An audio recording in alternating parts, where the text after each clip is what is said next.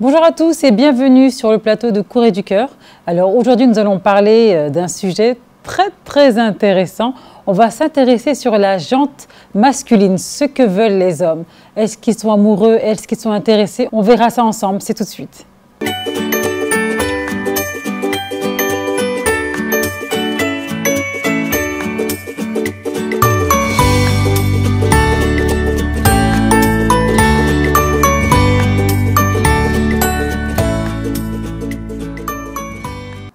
Messieurs, bienvenue sur le plateau. Merci. Bonjour. El Hassan. Bonjour. De El Hassan sur le plateau. Oui, ça fait Alsan au carré. El Hassan au carré. Alors aujourd'hui, on s'intéresse à la jante masculine, ce que veulent les hommes. Qu'est-ce qu'un homme cherche réellement chez une femme? Qui commence? Oui, je pense, hormis l'apparence physique, je dirais, les clichés sont nombreux en matière de genre, selon les hommes, selon les femmes également, qui plaisent aux hommes. Donc, du coup, si pour d'autres, il y a l'aspect physique, il y a d'autres qui ont une autre approche par rapport à ce qu'ils cherchent réellement chez une femme. Peut-être avec la longue de l'émission, on va essayer de définir les caractères par rapport à ce genre de femmes. Parce que pour moi, chaque homme a sa préférence. Et est-ce que l'homme fait un focus sur le physique? Oui, c'est ça que j'ai dit. Hormis l'homme, bon, il y a le physique aussi, il y a de ces physiques, ça peut attirer l'homme envers une femme. Disons que c'est un atout positif. C'est un atout.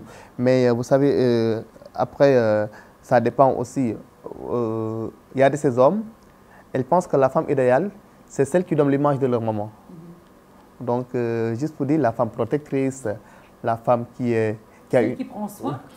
Voilà. L'homme, en fait, est éduqué donc, par les deux parents, bien entendu, mais il est beaucoup plus choyé par la maman. Donc, parfois, on a l'impression que l'homme cherche ça. L'homme, il veut, en fait, une femme qui va jouer le même rôle que jouait la mère, entre parenthèses. Oui, je pense que c'est un peu ça que l'on cherche. On a un peu une sorte de nostalgie lorsqu'on est en train de chercher la femme, la femme de sa vie. Et donc c'est quelque chose qui est important. Le physique aussi, bon, certains prennent des critères un peu de beauté.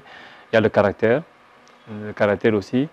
La façon aussi donc de gérer aussi donc l'environnement du foyer, ça aussi c'est important. Tu peux avoir une très belle femme, mais au plan de la vie familiale, vraiment, donc voilà.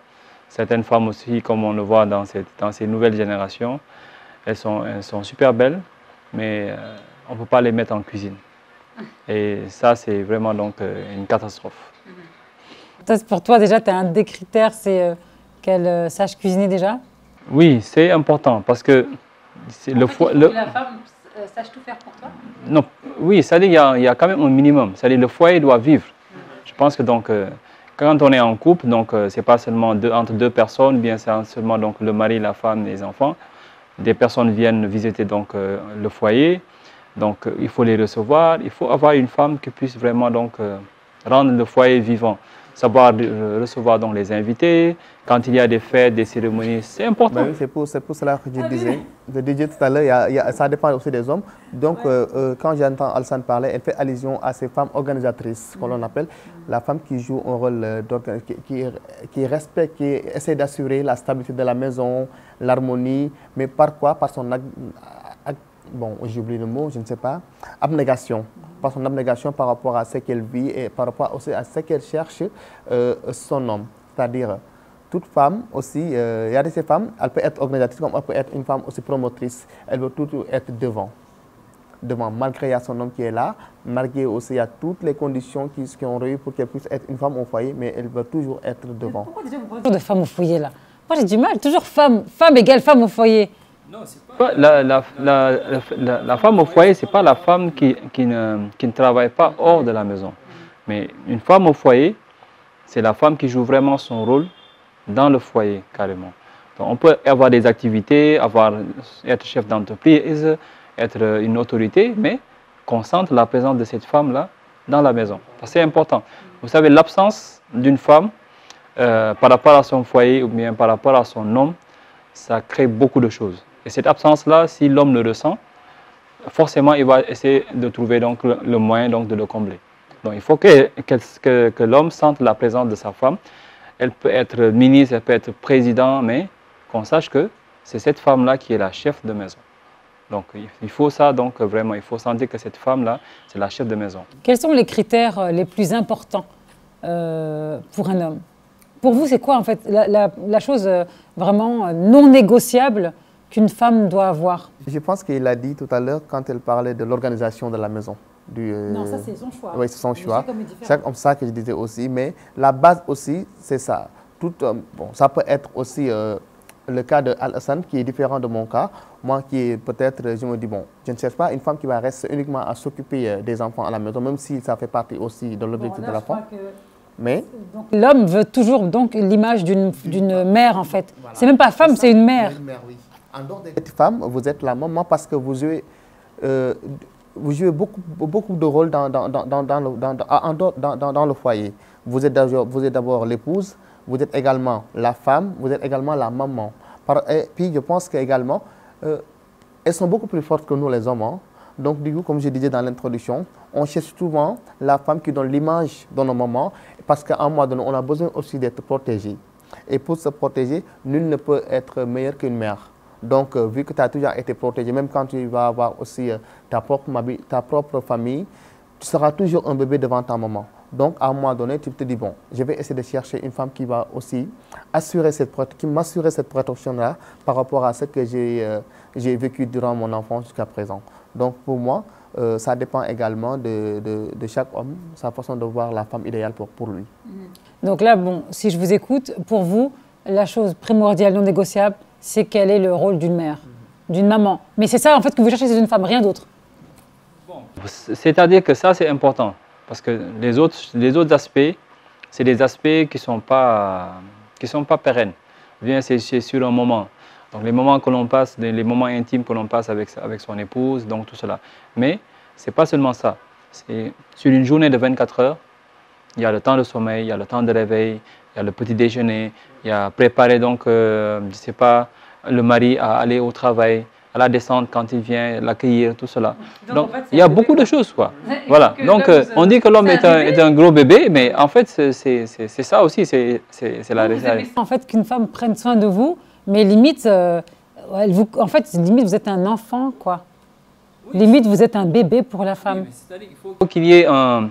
Vous aimez bien, en fait, ce cocooning là de la femme qui prend soin, qui protège. C'est aussi ça. Je pense que ce que l'on recherche, c'est que si on sort dehors, qu'on est sous le soleil, quand on rentre dans la maison, on est sous l'ombrage de la femme, que l'on aime, que... Voilà. Donc je pense que c'est très important et aussi c'est quelque chose un peu qui tarde un peu à disparaître.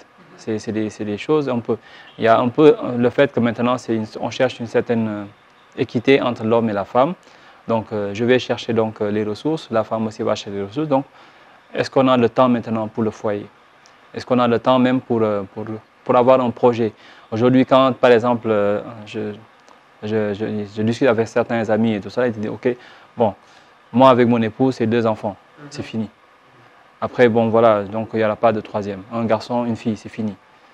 Vous voyez un peu, donc vous voyez un peu donc ce qui se fait. Ça, c'est une discussion à avoir avant, bien sûr. Donc ça aussi, je trouve que c'est intelligent de savoir si oui ou non on veut 3, 4, 5 enfants. Je pense que c'est important aussi pour ne pas avoir de la discorde après par la suite. Donc voilà. Donc c'est important de fixer des règles lorsqu'on démarre une relation. Et surtout qui aboutit au mariage, je pense que c'est important. Effectivement, c'est important. Comme ça, non seulement on cherche où l'on va, mais aussi ça va nous éviter à faire face à certaines situations qui devaient être évitées si on avait pris l'avant par rapport à cette situation-là. C'est-à-dire, quand il y a la communication entre l'homme et la femme, parce que d'habitude on dit en Wolof, tout ce qui prend le dessus le jour du mariage, c'est parce que ça a été camouflé lorsque vous étiez ensemble en train de sortir juste en tant que fiancé et avec ta copine. Donc, pour éviter cela, il faut communiquer, mais aussi mettre des chartes par rapport à ce que vous voulez. Non seulement aussi l'homme, mais aussi la femme, ce qu'elle veut réellement. Parce que, comme on dit, On choisit aussi la femme, mais aussi une femme a le droit de choisir aussi son mari, parce que c'est très important. Tu choisis aujourd'hui une femme non seulement parce que tu veux l'épouser, mais aussi tu choisis également la future maman de tes enfants. Alors que je l'ai dit tantôt dans mon introduction, elle joue un rôle vraiment important dans le foyer, c'est-à-dire il s'occupe de l'éducation de l'enfant. Si aujourd'hui, par exemple, dans la société sénégalaise, on voit un enfant qui est un peu déraillé, on dit que c'est l'enfant de la maman. Mais quand il est un enfant bien éduqué, on dit que c'est l'enfant de tout le monde. Donc, c'est juste pour dire l'importance que l'éducation et l'influence de la maman a sur son enfant. Et pour cela, c'est à nous, en tant qu'hommes, de choisir la femme qu'il faut pour la mettre aussi dans les meilleures conditions pour qu'il puisse donner une éducation que nous voulons. Et parce qu'à un moment donné, chaque enfant aujourd'hui ici ne fait que relater l'éducation qu'il a eu à percevoir par rapport à ses deux parents. Donc, si je comprends un peu ton raisonnement et celui-là d'Alassane, vous cherchez en particulier donc une femme, enfin cherchez entre guillemets parce qu'on sait que tu es marié, mais une femme qui répond à vos besoins et une femme en fait donc qui sort du lot un peu. Oui, c'est quelque chose aussi. C'est-à-dire qu'il faut au moins qu'on puisse distinguer son épouse, ou bien donc sa femme, par rapport à d'autres. Donc il y a le fait aussi qu'il y ait donc aussi de l'empathie, l'intérêt de ce que l'homme donc aussi mène comme activité. Donc voilà, donc c'est des petites attentions lorsqu'on sort de la maison, d'avoir envie donc d'appeler. Si on doit rentrer tard, par exemple, d'appeler, il faut que ce soit quelque chose, c'est-à-dire d'avoir l'envie de revenir rapidement donc au foyer, parce qu'on a envie de retrouver donc son épouse et tout cela. Après, bon, il y a la famille qui s'élargit avec les enfants, donc tout ça, donc ça joue. Et je pense qu'aujourd'hui, avec un peu une sorte de pression économique ou bien pression sociale, on perd un peu ça. C'est-à-dire que, ok, on peut être un homme, sa femme peut-être a une meilleure situation, je veux dire sociale, ou bien une meilleure situation économique. L'homme peut-être va suppléer jusqu'à un moment donné où il va reprendre ses activités. Mais étant entendu que la femme joue un rôle primordial dans l'éducation des enfants, dans la construction de leur personnalité. Et ça, c'est un peu l'absence d'une mère, elle est très très critique dans un foyer. Bon, maintenant, si l'homme aussi a fait le choix d'épouser une femme qui n'a aucune activité, si ce n'est s'occuper donc de la maison, des enfants, il faut aussi que cet homme-là soit capable d'amener toutes les ressources. Bien sûr, et pas des critiques par la suite, ou du genre tu restes toujours dans la maison, tu fais rien, alors que c'était ça qui était prévu. Certains ont réussi. Il y a des hommes, quand ils ont réussi à avoir leur femme carrément dédiée, donc épouse, dévouée, donc s'occupe des enfants, les amène à l'école, tout ça. Il y a certains qui acceptent de vivre comme ça. Un homme aussi, parfois, bon, c'est aussi son caractère, je veux dire, dominateur, parfois c'est ça. Donc, je vais aller au travail, ma femme va au travail, je descends à telle heure, elle descend à telle heure, vous vous retrouvez. Donc, voyez, donc, si vous n'arrivez pas à trouver un certain rythme... C'est une relation fusionnelle, hein, quand même. Donc, il faut essayer de trouver donc, ça, qu'il y ait vraiment donc, cet échange. Donc, si on réussit cela, donc c'est ça. Pour ça, je dis que le critère de beauté n'est pas aussi déterminant. Pour le début, quand même, si. Oui, parce qu'on ne peut pas venir vers une... on peut pas venir vers une personne et ne pas être intéressé par elle physiquement, c'est pas possible. Donc le début, c'est obligatoirement le physique. On ne part pas chez quelqu'un qui est moche, qu'on n'aime pas. Non. Mais après, mais vous savez, après, on dit que l'amour a ses raisons, que la raison même ignore. Au début, il n'y a pas d'amour. Au début, il n'y a pas d'amour, c'est pas possible. Ce qui veut dire que c'est le physique. C'est le physique qui attire. Mais après, maintenant, c'est à prendre en compte, parce que tôt ou tard, ça peut partir du jour au l'autre, cette physique. Non, comment ça? Bon, dans la musique, bon, vous savez, des fois, les femmes en général, tu peux être belle, comme on dit, on dit, par exemple, quand on dit que, oui, les Européens, par exemple, ils n'ont que la jeunesse. En étant jeunes, elles sont tellement belles, mais après, il y a 50, il y a l'âge qui change. Attendez, doucement, doucement. Là, on parle du début de la relation. Oui, le début de la relation, tu ne peux pas prendre 20 ans d'un coup en 24 heures. Non. Voilà, ça veut dire qu'au début, on est intéressé par le physique. On regarde, il me plaît ou il me plaît pas, c'est le physique. Et il faut côtoyer la personne, apprendre à la connaître pour qu'après, on fait abstraction du physique. Voilà, mais après, hormis du physique et tout ça, On peut aimer la personne sans pour autant tomber amoureux de comment elle est, en fait, physiquement. Bon, je ne sais pas si on peut parler de tomber amoureux d'un physique, mais disons d'apprécier le physique. Bon, ça oui, on peut apprécier. Ton style de femme, c'est quoi? Mon style de femme, bon, je ne sais pas, je ne dirais pas une femme aussi belle, mais quand même une femme présentable. Non, mais physiquement? Physiquement, bon, entre guillemets belle, mais belle dans quel sens? Grosse? Non, pas grosse quand même. Voilà, non, pas grosse quand même. Donc lui, donc ton idéal, je dis, on parle de physique. Oui. Physique, c'est une femme qui est mince et tu dis qui est belle quand même. Ouais. Présentable, bon, propre sur elle. Mais tu as dit, bon, mince. Ouais. Donc demain, tu vois une grosse, tu vas aller vers elle? Non. Fin de l'histoire. On s'intéresse par le physique en premier, c'est obligatoire. Après, on apprend à connaître la personne en allant la voir, en l'appelant, SMS et tout, WhatsApp, on se connecte, on parle toute la nuit et on redonne un autre rendez-vous, un troisième rendez-vous, quatrième. Et l'amour vient comme ça. Mais tu peux pas, en tout cas, l'amour du premier jour, j'y crois pas. Non, c'est coup de foudre là, c'est que dans les films ça. Non, pourquoi ça n'existe pas? Si, bien sûr. Coup de foudre, c'est bon, c'est lui, c'est elle. Oui, mais c'est-à-dire on peut tomber amoureux d'une femme sans pour autant l'aborder, sans pour autant même essayer même de chercher à la connaître. Donc on a un peu cette relation un peu de sublimation. Et donc c'est ça. Tu vas avoir des problèmes chez toi aujourd'hui. Non, mais avant de se fixer avec une personne, on peut rencontrer des femmes. Bon, toutes on n'est pas sorti avec. Surtout, certaines femmes, on les a vues, elles sont belles, elles nous plaisent, mais on n'a pas cherché donc à tisser une relation. Donc après, elles sont devenues des amies et donc tout cela parce qu'on a partagé les classes, on a partagé peut-être le cadre de travail. Donc c'est ça. Mais après, la personne avec laquelle on veut véritablement vivre, ça, on essaie de porter une attention particulière sur cette personne-là. Et quels sont les principes et les valeurs que toi, tu veux absolument? Moi, j'aime bien chez une femme si elle se projette un peu dans l'avenir. Si elle a quand même un projet, qu'est-ce qu'elle veut être? C'est-à-dire de ne pas rentrer dans le mariage, après, voilà, c'est un frein, c'est-à-dire c'est un stop.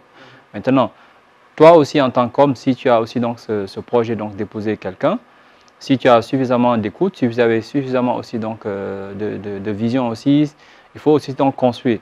Peut-être tu as rencontré une femme, elle avait voulu faire donc quelque chose, elle avait un projet, elle n'a pas pu. Si tu es suffisamment attentif, tu dois pouvoir essayer de voir comment, même malgré le fait que tu vas l'inviter à donc construire le couple avec toi, qu'est-ce que tu peux faire? Tu peux l'accompagner, tu peux investir sur elle. Elle veut ouvrir une boutique, tu l'aides, tu finances, tu vois un peu. Elle avait arrêté ses études, par exemple. Tu essaies un peu de la pousser à aller un peu plus en avant.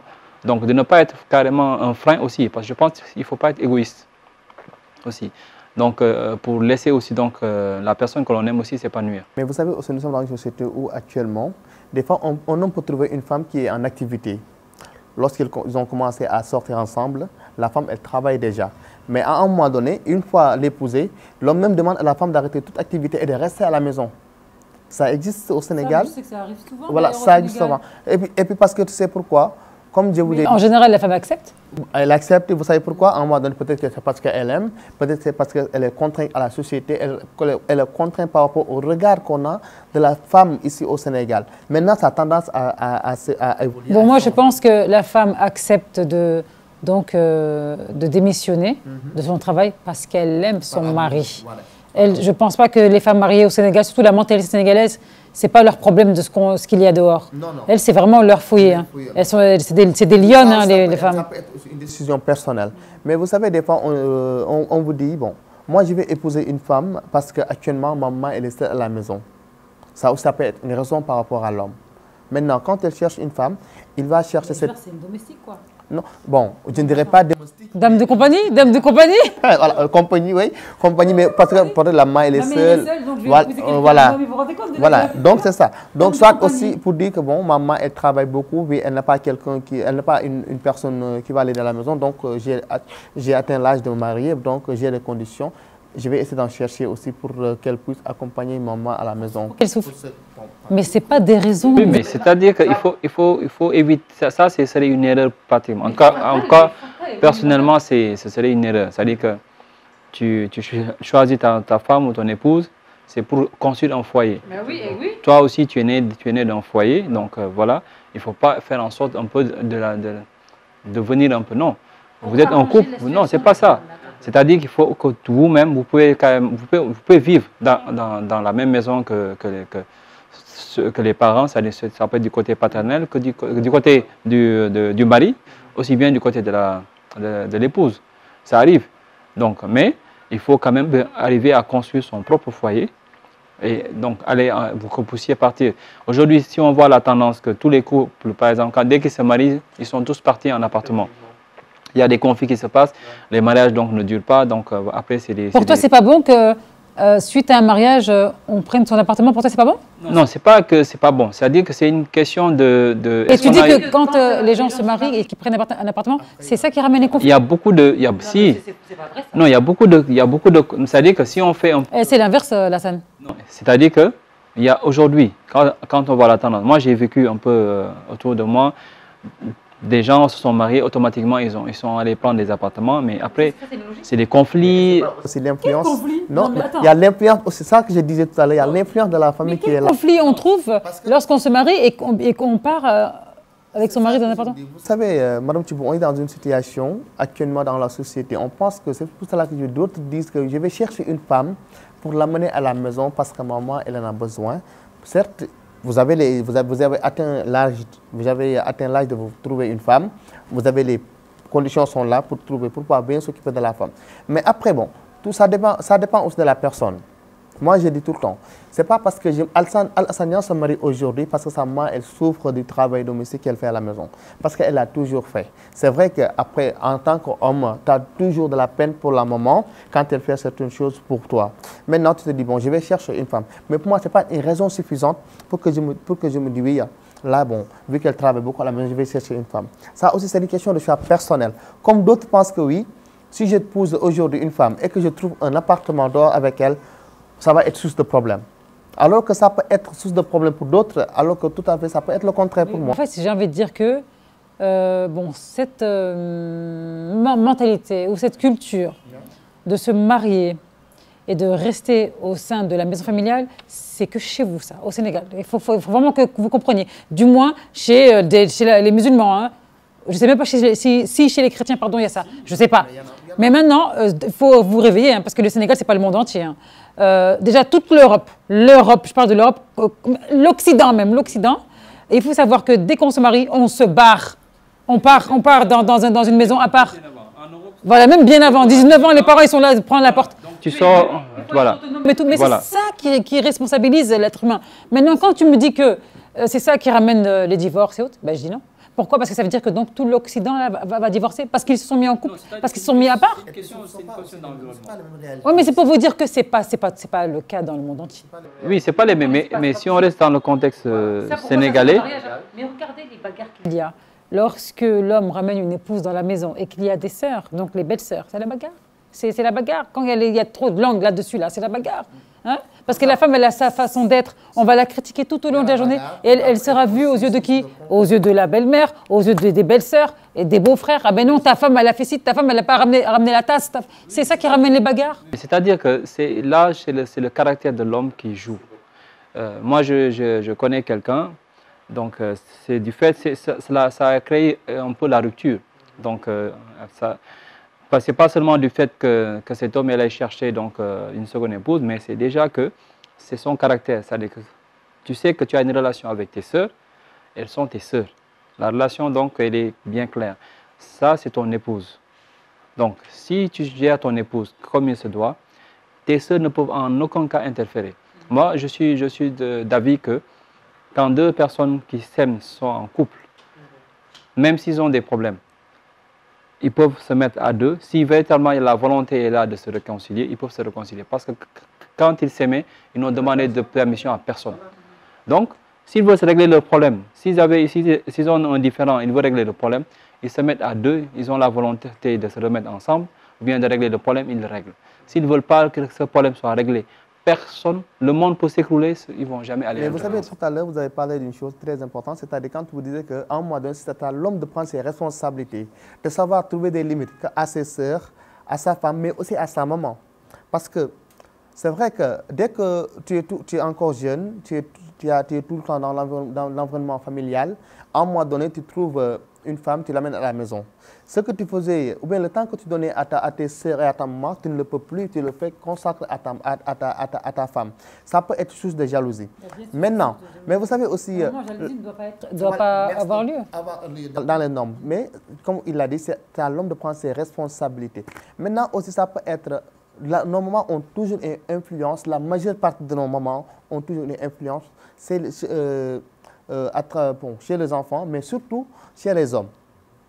Surtout, parce que elle te protège, c'est vrai, mais à un moment donné, en voulant trop te protéger... Moi, je ne sais pas si c'est de la protection. Moi, je ne pense pas que c'est de la protection. Là, je sens quand même... j'ai vu pas mal de situations ici où la mère, elle s'immisce. Tout le temps, non, prends pas celle-là, non, prends pas celle-là, non, prends pas celle-là. Finalement, le ne se marie jamais. Non, attention, ouais, pour moi, c'est pas protégé, c'est pas de la protection. C'est même malsain pour moi. C'est pour ça que je dis que c'est le caractère de l'homme. C'est-à-dire que c'est toi qui dois choisir. C'est-à-dire qu'on ne peut pas décider à ta place. Moi, en tout cas, je suis pas dans ce cas-là. Si je décide d'épouser une personne, je réfléchis, j'ai pris ma décision. Si j'ai pris cette décision-là, même si je dois après, donc, comment on appelle ça, me casser, ok, mais j'ai pris la décision d'épouser cette femme, je l'ai rencontrée, je l'aime, j'ai pris la décision de l'épouser. Donc, rien ni personne ne peut me faire changer d'avis, à moins qu'il y ait peut-être une situation extrême, mais en tout cas, c'est mon choix, je l'assume. 1 million de personnes peuvent être contre, c'est leur problème. Les hommes doivent être comme ça. Voilà, je disais tout à l'heure, à la maman, elle veut tout le temps te protéger. Mais à un moment donné, à force de vouloir te protéger, elle te fait du mal sans pour autant s'en rendre compte. Parce que le fait de s'initier... Non, par contre, là, non, il faut arrêter de dire sans s'en rendre compte. Elles savent très bien ce qu'elles font. Non, mais il y a toujours ce côté qu'on veut rendre naïf le Sénégalais.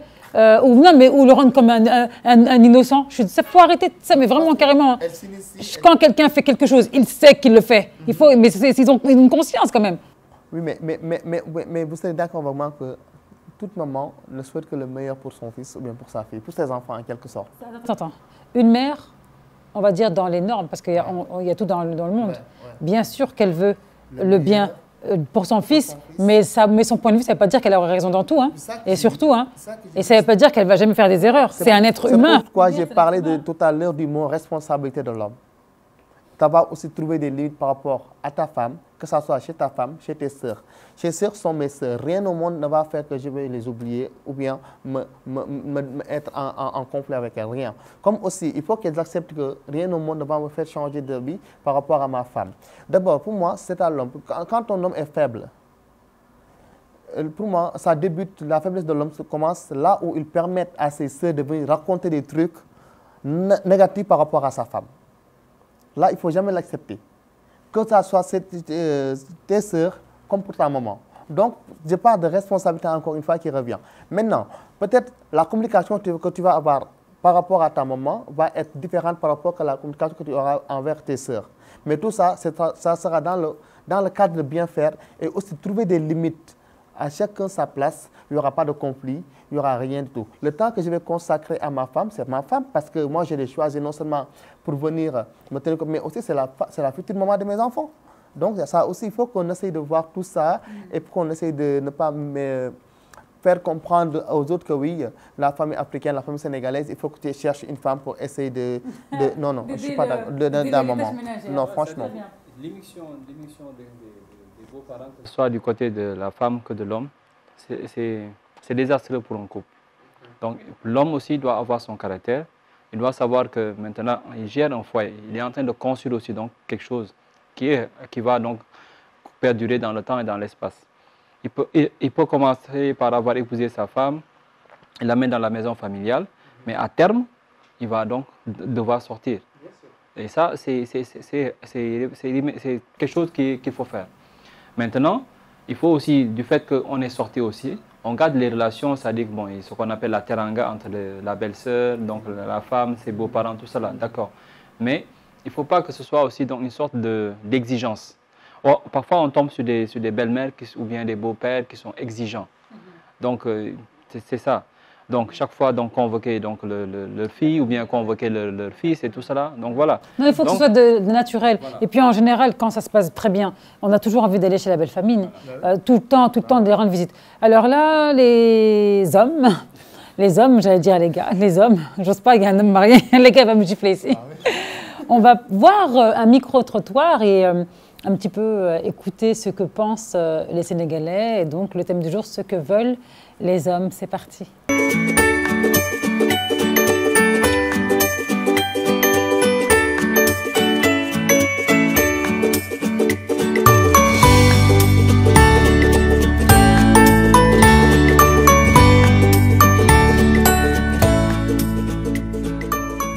Bon, comme on l'a vu dans le micro-trottoir, donc on a deux points de vue totalement différents.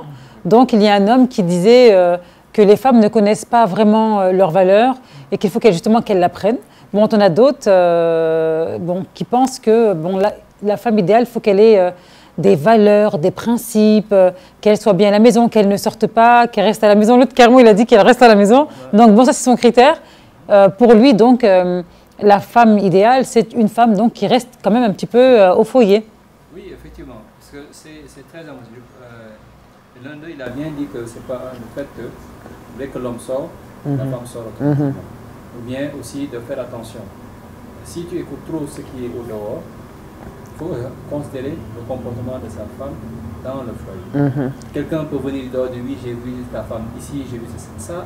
Ça, l'homme n'aime pas. Hein? Voilà, ça, on comporte des choses. Ça peut se faire sur le mari, ça peut se faire sur la femme. Mais dans la maison, c'est ça qu'il faut considérer. Parce que si tu as trop le regard à l'extérieur... Sur ce qu'on dit de la femme, à un moment donné, ça va te travailler l'esprit. Quand tu es de la maison, tu vas rencontrer une femme qui est plus belle que ton épouse, qui est plus riche, mais c'est toi qui as une attitude, donc par rapport à... Là, c'est la confiance, c'est la confiance.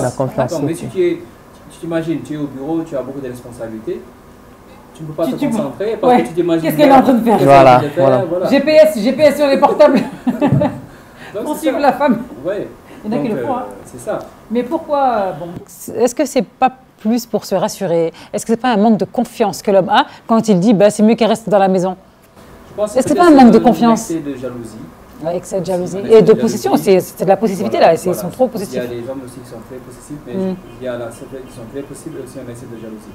Je pense qu'il faut quand même aussi laisser, donc la femme c'est pas le mieux, mais trop de pression après donc...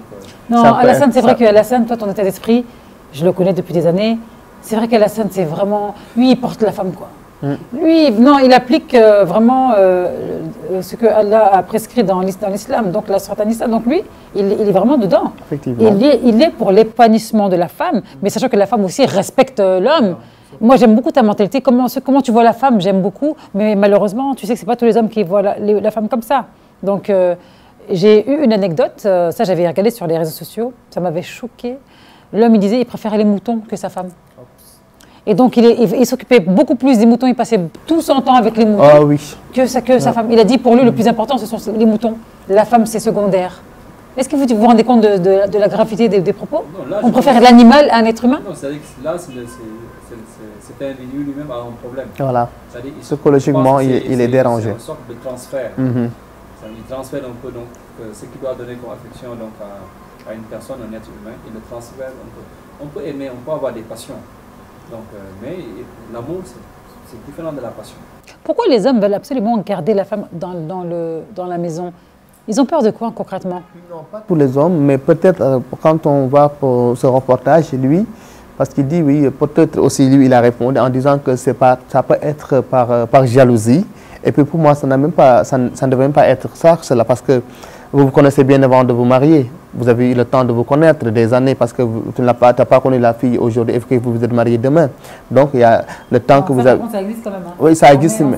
Oui. Il y en a qui se rencontrent le lundi, 2 semaines, 3 semaines après, ils sont mariés et ça fait des 20 ans de mariage. Hein. Oui, cela aussi, ça peut être... Ce sont des choses qui... Bon, parce que, j'ai l'impression que c'est... Pour moi, personnellement, on dirait la meilleure des choses. Quand tu fréquentes quelqu'un et tu laisses le temps, déjà, Shaitan rentre dedans. Pas là pour rien, et là, finalement, tu te maries pas avec la personne. Oui, je pense que...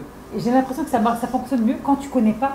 Et tu te maries Et là, vous apprenez à vous connaître, vous faites des efforts. J'ai l'impression que ça dure beaucoup plus, que c'est beaucoup plus solide. Oui, c'est beaucoup plus solide. Mais je ne dirais pas que ça n'existe Ça pas. peut m'effrayer d'épouser quelqu'un que j'ai rencontré il y a un mois seulement avant. Ça ne va pas me choquer, hein. Je suis capable de le faire. C'est possible. Je pense même que c'est mieux. C'est possible. Je pense que parfois aussi, c'est pourquoi les gens perdent un peu trop de temps avant de se marier, c'est peut-être des contraintes financières, pas encore le confort et tout cela, l'homme n'est pas trop stable et tout cela, c'est un peu ça. Mais je pense que toute chose vient à son heure. Effectivement. Maintenant, on peut rencontrer une personne, ça fait peut-être 2-3 mois après, donc on a pris la décision. Je pense que même pour un homme, en tout cas, je parle de mon cas, on peut être intéressé par une femme, on peut prendre 1 an, 2 ans à l'observer de loin et on voit. Après, si on se décide, on se décide.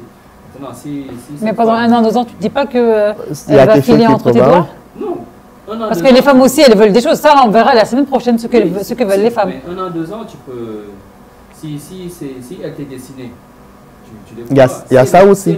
Il y a ça aussi. Non, mais c'est pas jouer la plus là. Mais après aussi, pour toujours se focaliser par rapport à ce reportage, le monsieur dit des fois aussi, pour choisir sa femme, il faut aussi essayer d'aller faire des enquêtes pour les mois. Ah oui, non, j'ai aimé. Ouais, j'ai beaucoup aimé quand voilà, comme ça, tu pourras connaître la femme que tu vas épouser. C'est pas faux. Ça veut dire qu'il faut toujours regarder l'entourage. Voilà, l'entourage, surtout. Ses fréquentations, voilà. Mais ça joue. Hein. Est-ce qu'il est influençable ou non ou est-ce qu'elle est plutôt influençable ou non? Donc ça joue. Hein. Ça peut aussi donc, être source de divorce même. Si, comme on dit, l'entourage de la femme, ses fréquentations, ses amis. Donc si elle a peut-être des amis qui ne sont pas bonnes conseillères. Donc voilà. Ah oui, non, c'est vrai que là, ça peut être source de divorce si tu tu le mets de la femme. Double tranchant. Ouais. Mais c'est vrai, là, c'est à double tranchant. Ouais. C'est vrai que c'est intéressant de toujours savoir qui est à côté de la perle ou de la perle, homme-femme. Hein.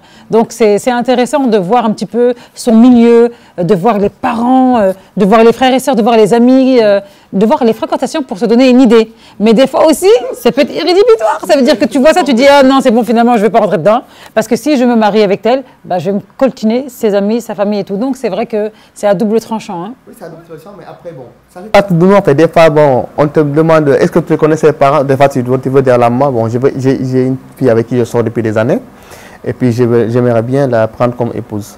Mais la première question qu'elle va te poser, mais est-ce que tu connais ses parents? Est-ce que tu connais ses défauts? Est-ce que tu connais des gens qui connaissent ses parents? Donc ça aussi, ça joue. J'ai l'impression qu'on est en l'an 2000, l'an 1000. Non, mais on va envoyer des chevaux, voir la famille, va à la rencontre. Oui, mais ce sont des choses qui font partie, qui est omniprésent dans la société sénégalaise. Donc, ce n'est pas des choses qu'on va essayer de changer du jour au lendemain. Peut-être avec le temps, ça va changer. Parce qu'actuellement, tu vois, maintenant, on ne choisit plus maintenant la femme parce que auparavant, vous allez être d'accord avec moi, ce sont les parents qui choisissaient les femmes à leurs enfants. Ou bien encore un peu aujourd'hui. Voilà, encore en demi. Voilà. C'est pour cela que je dis, avec le temps, ça change. Donc, bon, espérons que cela va changer. Mais il ne faut pas qu'on se dise, oui, ça n'existe pas, c'est omniprésent dans la société sénégalaise. Non, ça existe. Et toi, alors, on avait parlé des valeurs et principes que Alassane cherchait chez une femme. Et toi, quelles sont les valeurs et principes que tu cherches chez une femme? D'abord, comme je l'ai dit dans mon introduction, l'image de la femme idéale pour moi, c'est celle qui reflète la maman qui est à la maison. Ce qu'elle dégage, c'est qu'elle a des principes. Donc, c'est ça que je veux aussi non seulement pour ma femme, mais aussi pour la future maman de mes enfants. C'est-à-dire une femme qui n'est pas dans des trucs ou dans des détails. Dans des détails, c'est-à-dire, tu es dans ton coin. C'est même au Sénégal, après, il y a toujours ce qu'on appelle des tontines. Aller faire, parce que tout ça, là où il y a le regroupement des femmes, force, il y aura une femme qui va influencer tout le monde. Maintenant, pour éviter cela, il vaut mieux être chez soi, s'occuper de tes enfants, de ton mari comme il le faut. Parce que, comme je l'ai dit encore une fois, des fois, nous, on dégage que ce qu'on nous a inculqué en étant à la maison, en étant enfant, jusqu'à ce qu'on est aujourd'hui. Maintenant, pour moi, la femme idéale, non seulement en dehors d'être l'image de ma maman, mais je veux une femme qui est pieuse non seulement, mais aussi une femme qui sait ce qu'il veut dans la vie. Une femme qui a des principes, avec qui, comme on dit, derrière chaque grand homme, il y a toujours une grande dame. Parce que quoi qu'on puisse dire, elle joue un rôle vraiment important, que ce soit chez les enfants, que chez nous en tant que leur mari. Parce que Tu ne peux pas aussi être avec une femme qui ne peut rien t'apporter dans la vie. Ça existe. Des femmes, tu ne peux même pas discuter avec eux par rapport à certaines situations. Non, là, je pense qu'après, on choisit par rapport aussi à son niveau social, j'ai envie de dire. Oui, c'est-à-dire que c'est pas du fait que... Rares sont les couples qui se forment. Oui, c'est-à-dire que c'est un peu mitigé. C'est pas parce qu'on est intellectuel, on épouse une femme intellectuelle. Parfois, on a épousé une femme, peut-être on n'a pas le même niveau d'études. Ouais. Mais bon, c'est pas la chose qui est primordiale. Le contraire aussi est possible. On a une femme qui est intellectuelle, qui a réussi sa vie et tout, et son mari n'est en rien donc intellectuel. Peut-être c'est un marabout, c'est autre chose. Donc voilà. Mais il faut qu'il y ait une certaine fusion. C'est très très important. Et aussi, il faut aussi donc de l'empathie. Il faut aussi donc qu'il n'y ait pas donc trop d'égoïsme, surtout du côté de l'homme. Donc, et ça, c'est quelque chose qui est très très négatif. Je pense qu'aujourd'hui, un homme doit regarder la femme au-delà de la façade. Effectivement. Au-delà donc du physique, au-delà des formes et tout cela. Mais lorsqu'on a traversé donc cette façade-là, il faut maintenant aller carrément à l'intérieur, voir son caractère, son comportement, comment cette femme se comporte dans son foyer. Quand on veut épouser une femme, on va chez elle. La manière dont déjà toi, quand tu viens, comment elle te reçoit. Est-ce qu'elle prépare ton arrivée? Est-ce qu'elle prépare aussi donc sa famille à ton arrivée? Lui c'est un roi. Donc, vous voyez.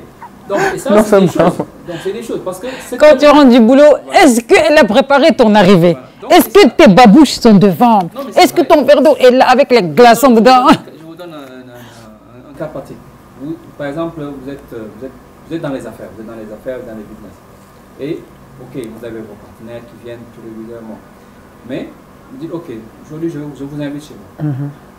Donc, vous partagez un environnement professionnel et tout, et je vous invite maintenant chez moi. Donc, ça veut dire que toi, ton équilibre professionnel reflète ton équilibre donc, effectivement, familial. Donc, si tes partenaires viennent, ils sont bien reçus, ils voient que la femme a bien organisé tout cela, ils disent, ah, donc voilà, on sait maintenant pourquoi tu réussis. Voilà. Parce que tu as la paix chez toi, et toi, là, quand tu es dans le business, tu es dans ton business. Mais c'est pour cela que je disais tantôt que elle joue un rôle très important dans la vie, que ça soit un homme comme un parent fort, aussi un homme. Inversement aussi, hein. Inversement, un homme aussi peut déstabiliser une femme dans sa vie. Oui, ça oui, mais bon, ça va être le débat de la semaine prochaine. Mais pour le moment, je sais qu'elle est minoritaire dans le plateau, donc on comprend. Mais c'est ce que veulent les hommes. Donc, voilà. Il faut mettre le smiley rond là, vous savez. Avec les fermetures éclairs sur la bouche. Je disais tout à l'heure que l'homme a besoin aussi d'une femme forte. Je vais citer aujourd'hui l'exemple du couple Barack Obama et sa femme. Michelle qui est ma référence américaine. Voilà. Donc tu vois, c'est une femme qui était là hier et qui sera là demain. Parce qu'elle a vécu avec son mari côte à côte. Elle a souffert, elle l'a côtoyé. Je ne dirais pas que c'est grâce à elle que Obama est devenu ce qu'elle est, mais elle a apporté une touche aussi, quoi qu'on puisse dire. Donc une femme joue un rôle très très important dans la vie d'un homme, que ce soit dans tous les domaines également, professionnel, socialement. Parce que des fois, tu reflètes encore une fois que ce que ton image, selon ta femme aussi. Il l'a dit tout à l'heure. Une bonne épouse, de toute façon, doit être là dans les mauvais moments et dans les bons moments. Voilà. Elle doit être aussi jouer le rôle de la meilleure amie, de la confidente et de l'épouse et de la mère, de tout en fait. Il faut qu'il y ait cette complicité, il faut qu'il y ait aussi donc le fait qu'il y a des choses. Donc, regardez par exemple, lorsqu'on regarde un peu peut-être l'histoire peut-être je vais dire peut-être comment on appelle ça, l'histoire de El Capo par exemple. Vous voyez que vous êtes un homme qui est un grand trafiquant d'armes et tout cela.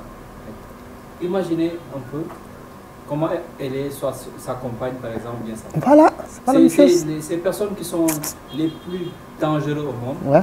Mais elles ont les épouses les plus droites. Leurs enfants sont extrêmement bien éduqués, voilà. Alors que l'homme est en train de faire des ravages dans le monde entier. Mais la femme éduque ses enfants, ils ne sont même pas dans le business de leur papa, voilà. Vous imaginez. Et le contraire, malheureusement, vous avez des personnes qui sont normalement qui doivent avoir des enfants parce qu'ils sont de haute notoriété, cela, mais les enfants sont déviants. Vous comprenez? Donc c'est un peu Donc, c'est-à-dire que la femme est un pilier. Effectivement. Un pilier. On dit toujours que si on perd une femme, on perd une nation. Mais si on perd un homme, voilà, c'est un homme.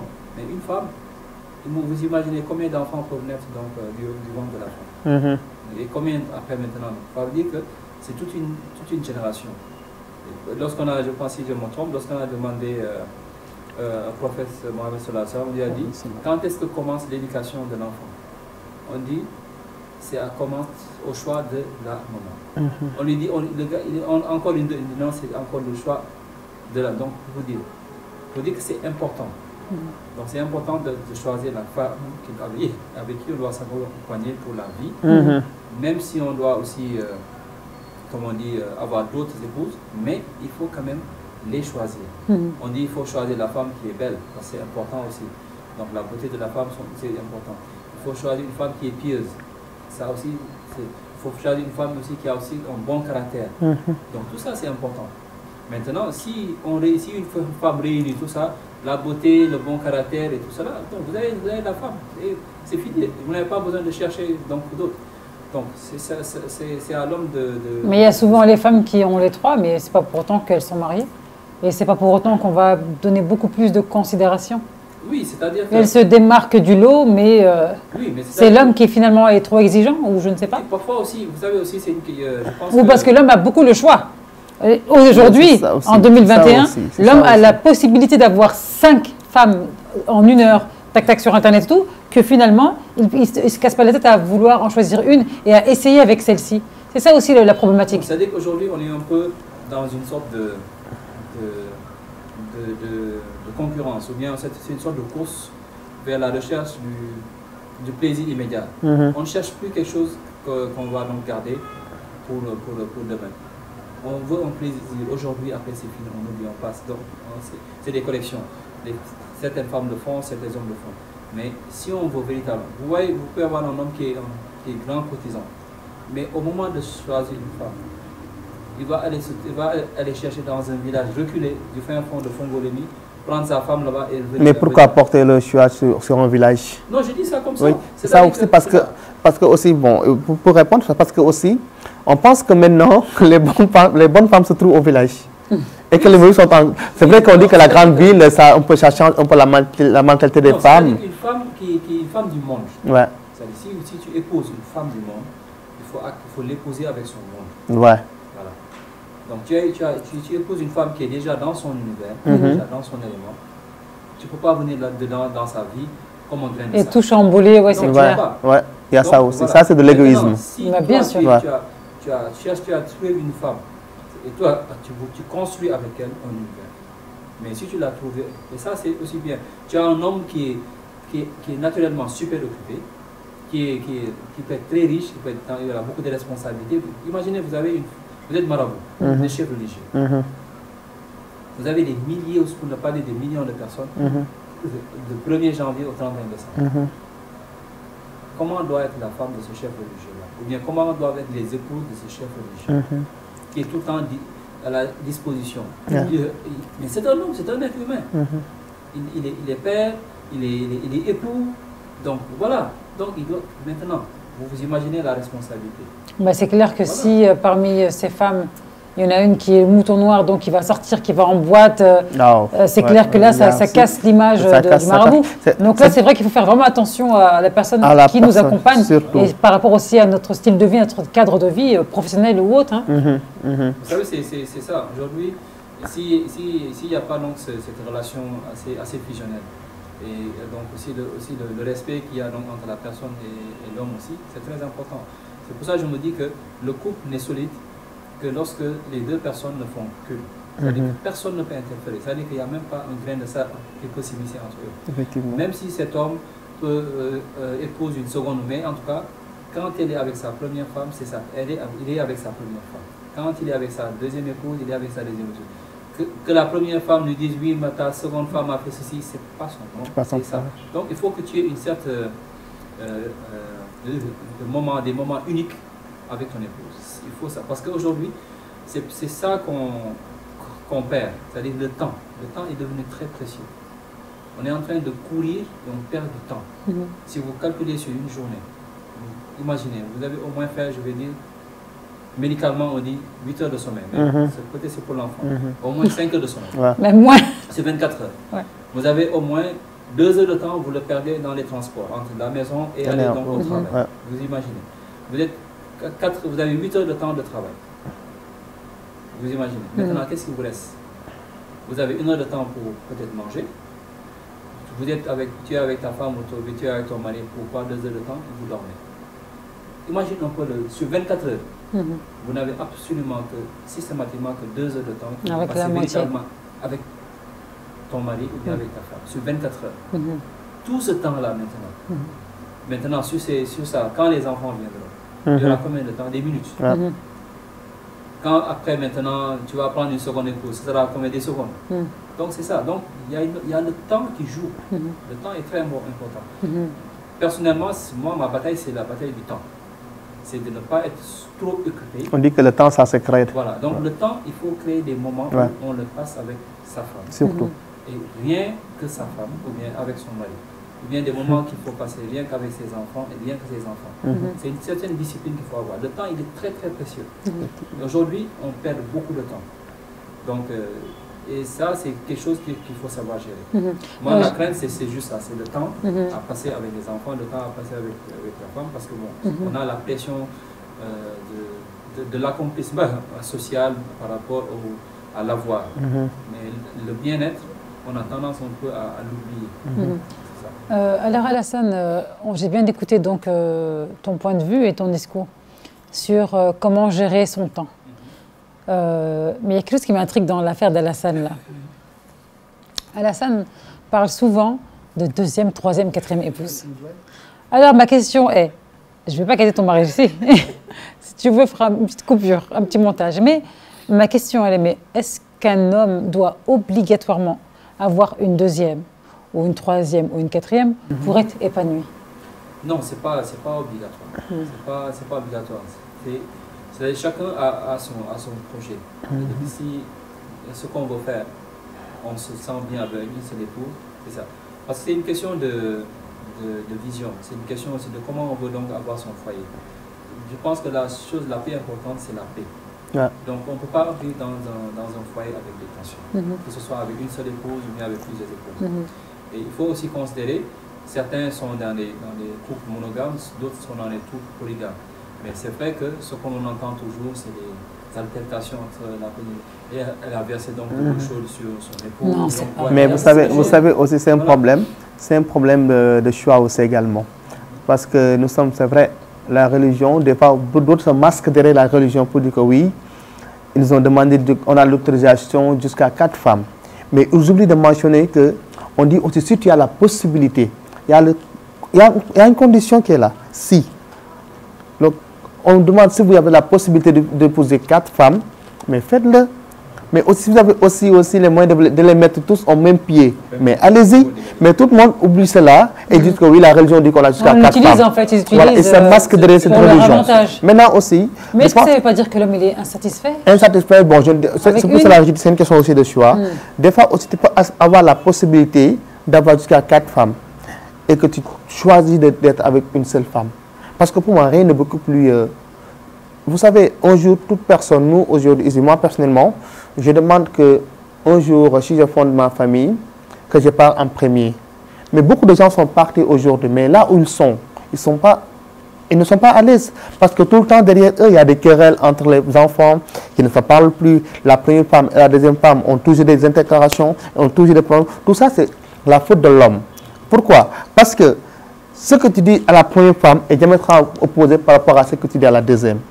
Ce que tu montres à la première femme, surtout, et puis ce sont les premières femmes qui subissent, hein, elles qui étaient là bien avant. Ben bien sûr, parce qu'on comment dirais-je, la femme qui est là en premier, elle va souffrir. Elle va souffrir. On va lui imposer une autre femme, mais qui veut ça en réalité? Voilà, donc c'est ça. Donc c'est une question de choix également, parce que c'est pas possible également qu'on donne aussi l'autorisation d'avoir 4 femmes, qu'on va le faire sans pour autant réunir toutes les conditions qui ont été dites citées dans le Coran. C'est-à-dire qu'on te dit même que tu peux épouser 2, 3, 4 femmes, mais il faut que tu sois donc juste avec donc, toutes tes épouses. Si vraiment tu sais que tu ne peux pas l'être, donc reste avec une épouse. Donc, mais aussi, il faut être d'accord aussi avec moi qu'aussi, ça va être un paradoxal, mais il y a de ces femmes qui cherchent même le co-épouse, c'est-à-dire, c'est elles-mêmes qui imposent, qui poussent l'homme à chercher une autre femme. Oui, mais c'est-à-dire ça dépend par rapport à leur comportement. Aussi, du comportement. Oui. Donc, si une femme se dispute souvent avec son mari, c'est elle qui pousse son mari. Ben oui, mais c'est pas facile, ça. Cet argument-là, il n'est pas facile. Non, c'est pas facile dans la mesure où, des fois, moi, comme il a dit. Comme elle est méchante, ben j'en prends une autre. Non, pas qu'elle est méchante. Mais tu sais, notre esprit a besoin de tranquillité. Tout à l'heure, il a parlé de la notion du temps. Des fois, tu peux prendre tout ton temps à ton travail, consacrer tout ton temps en train de travailler pour essayer de satisfaire tes besoins. Mais une fois à la maison, tu oublies tout ce qui est...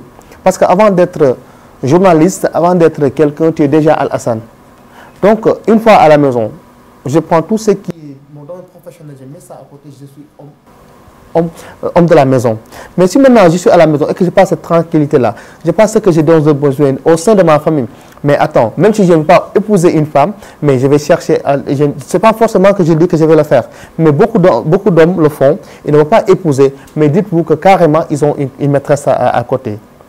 Donc, des fois aussi, c'est parce que la femme, elle n'arrête pas de crier de gauche à droite, d'essayer de tout le temps de trouver des différences entre ce qu'elle a ou bien ce qu'elle n'a pas. Donc, tout ça sont des sources de problèmes. C'est pour là que je dis, il y a de ces femmes qui obligent même, de façon indirecte, sans le savoir, à un mari de trouver une autre femme. C'est ça. Donc, c'est un peu compliqué. Là, c'est aussi, il ne faut pas oublier le fait aussi qu'on éduque nos enfants, ou bien les filles sont éduquées de telle sorte que c'est comme si c'est systématique d'accepter le fait qu'on peut être une épouse et après on peut s'attendre à avoir une seconde. Et ça, c'est relatif. Ça, c'est dans la communauté musulmane ou bien peut-être dans des communautés traditionnelles où il y a la polygamie. Donc voilà, ça qui n'a rien à voir avec la religion, c'est la tradition, c'est les ethnies, c'est en Afrique même d'autres communautés. Si c'est une autre religion, c'est la monogamie, donc c'est une seule femme. Ouais. La femme qu'on amène, donc qu'on a décidé d'épouser, c'est celle-là. Même si après il y a le divorce, la femme que l'on reconnaît, c'est la femme avec qui on a été à l'église et tout cela. Tandis qu'aujourd'hui, si c'est la communauté musulmane, on peut prononcer le divorce. Les choses peut-être sans venir, c'est lorsqu'on va au tribunal. Donc c'est-à-dire que quelqu'un peut aussi signer monogamie, il est musulman par exemple. Il a signé monogamie, et il a une deuxième ou troisième, vous voyez. Ça aussi, c'est des choses aussi. En plus, maintenant, quand il y a maintenant le décès de l'homme qui parle le premier, c'est des problèmes d'héritage. Effectivement. Donc, je pense que l'homme doit organiser sa vie. Bien avant de partir. Sa vie, bien avant de partir. Et ça le met à l'abri. Donc, certains sont bien organisés. Moi, j'ai été témoin de quelqu'un, il avait deux fils. Avant même qu'il il a quoi, peut-être la centaine, mais il avait beaucoup de biens. Mais il a fait en sorte de régler ce qu'il a donné comme terrain ou maison à son épouse devant le notaire. Il a pris ses deux enfants et les a amenés chez le notaire. Ce terrain-là, c'est pour toi. Ça, c'est pour toi. Oui, il a réglé l'héritage avant de partir. Donc, tous ces biens mais avait, là où il est là-bas, il est à l'aise. Il est à l'aise. Il a fait son testament bien avant.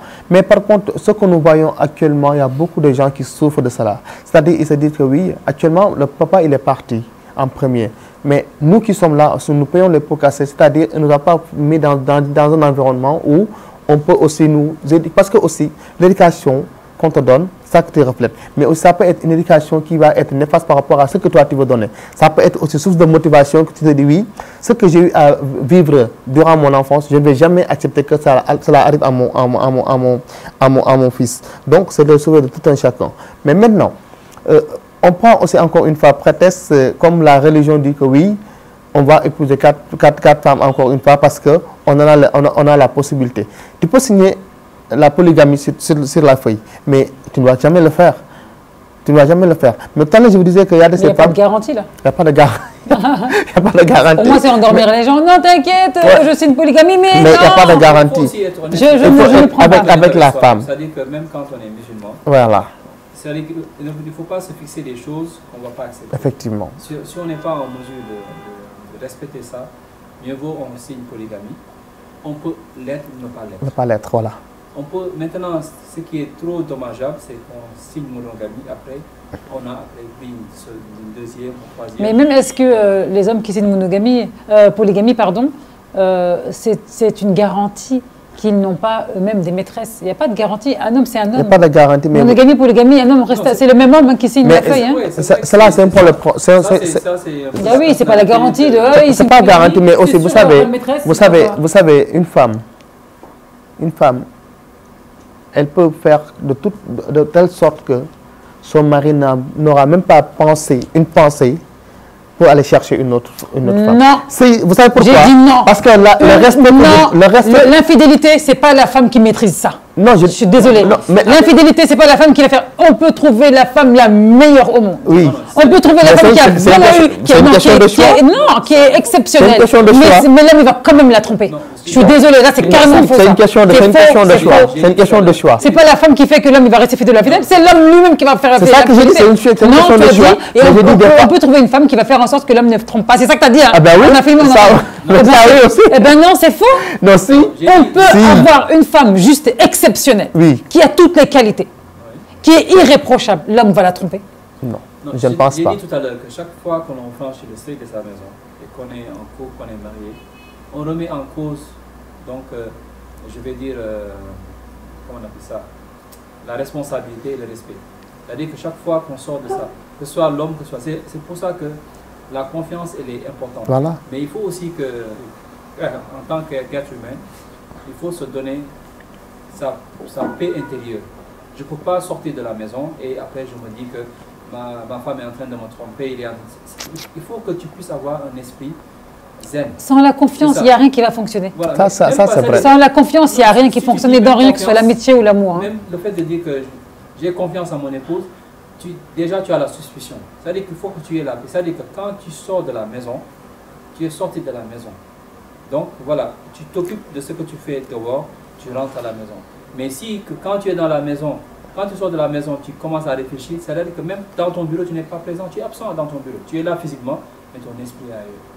Donc il faut qu'il y ait donc cette paix. C'est-à-dire que c'est toi-même, en tant qu'homme ou en tant que femme, qui te donne cette paix intérieure. Si tu es physiquement présent, tu peux être sur ton lit, tu n'es pas là-bas. Ton corps est là, mais ton esprit est ailleurs. Donc il faut que tu sois là, présent pour ta femme ou bien présente pour ton homme. Et c'est ça qui est important. Mais c'est pour ça que je dis que l'absence, c'est-à-dire on peut être absent, pas physiquement, on peut être absent par l'esprit. Ça c'est sûr. On va lire un courrier de Maïmouna Dione pour la prochaine rubrique courrier du jour et vous allez voir, il y a aussi pas mal de questionnements. C'est tout de suite.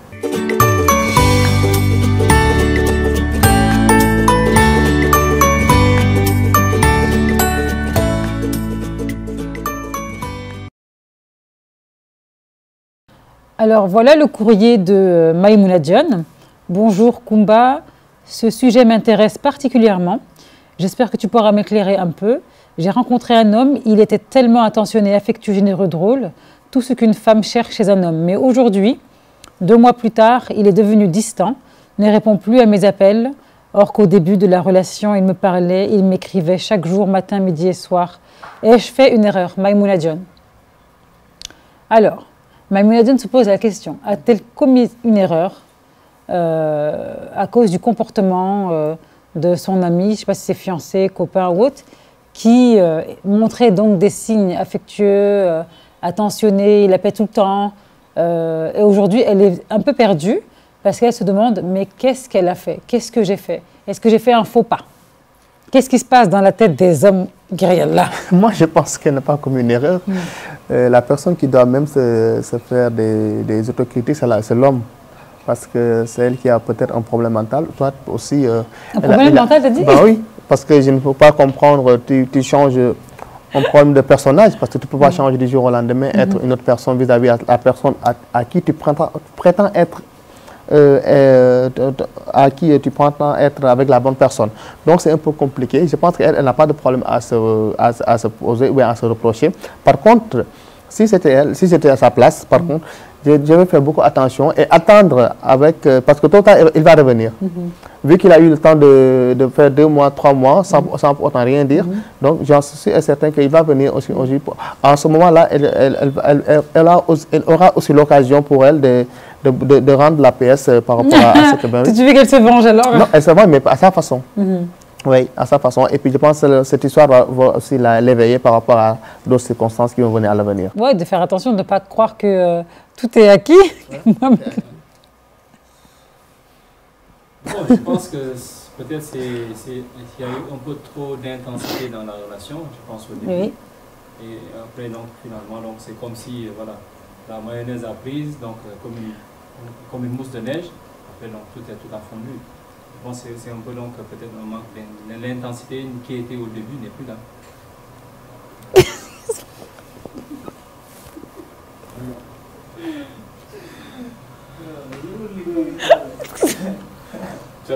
Pardon? Non, en fait, c'est lui, il a fait... La respiration de moi-même. Excuse-moi, pardon. Continue. Donc, je pense que c'est ça. Je pense que peut-être il y avait trop d'intensité au début.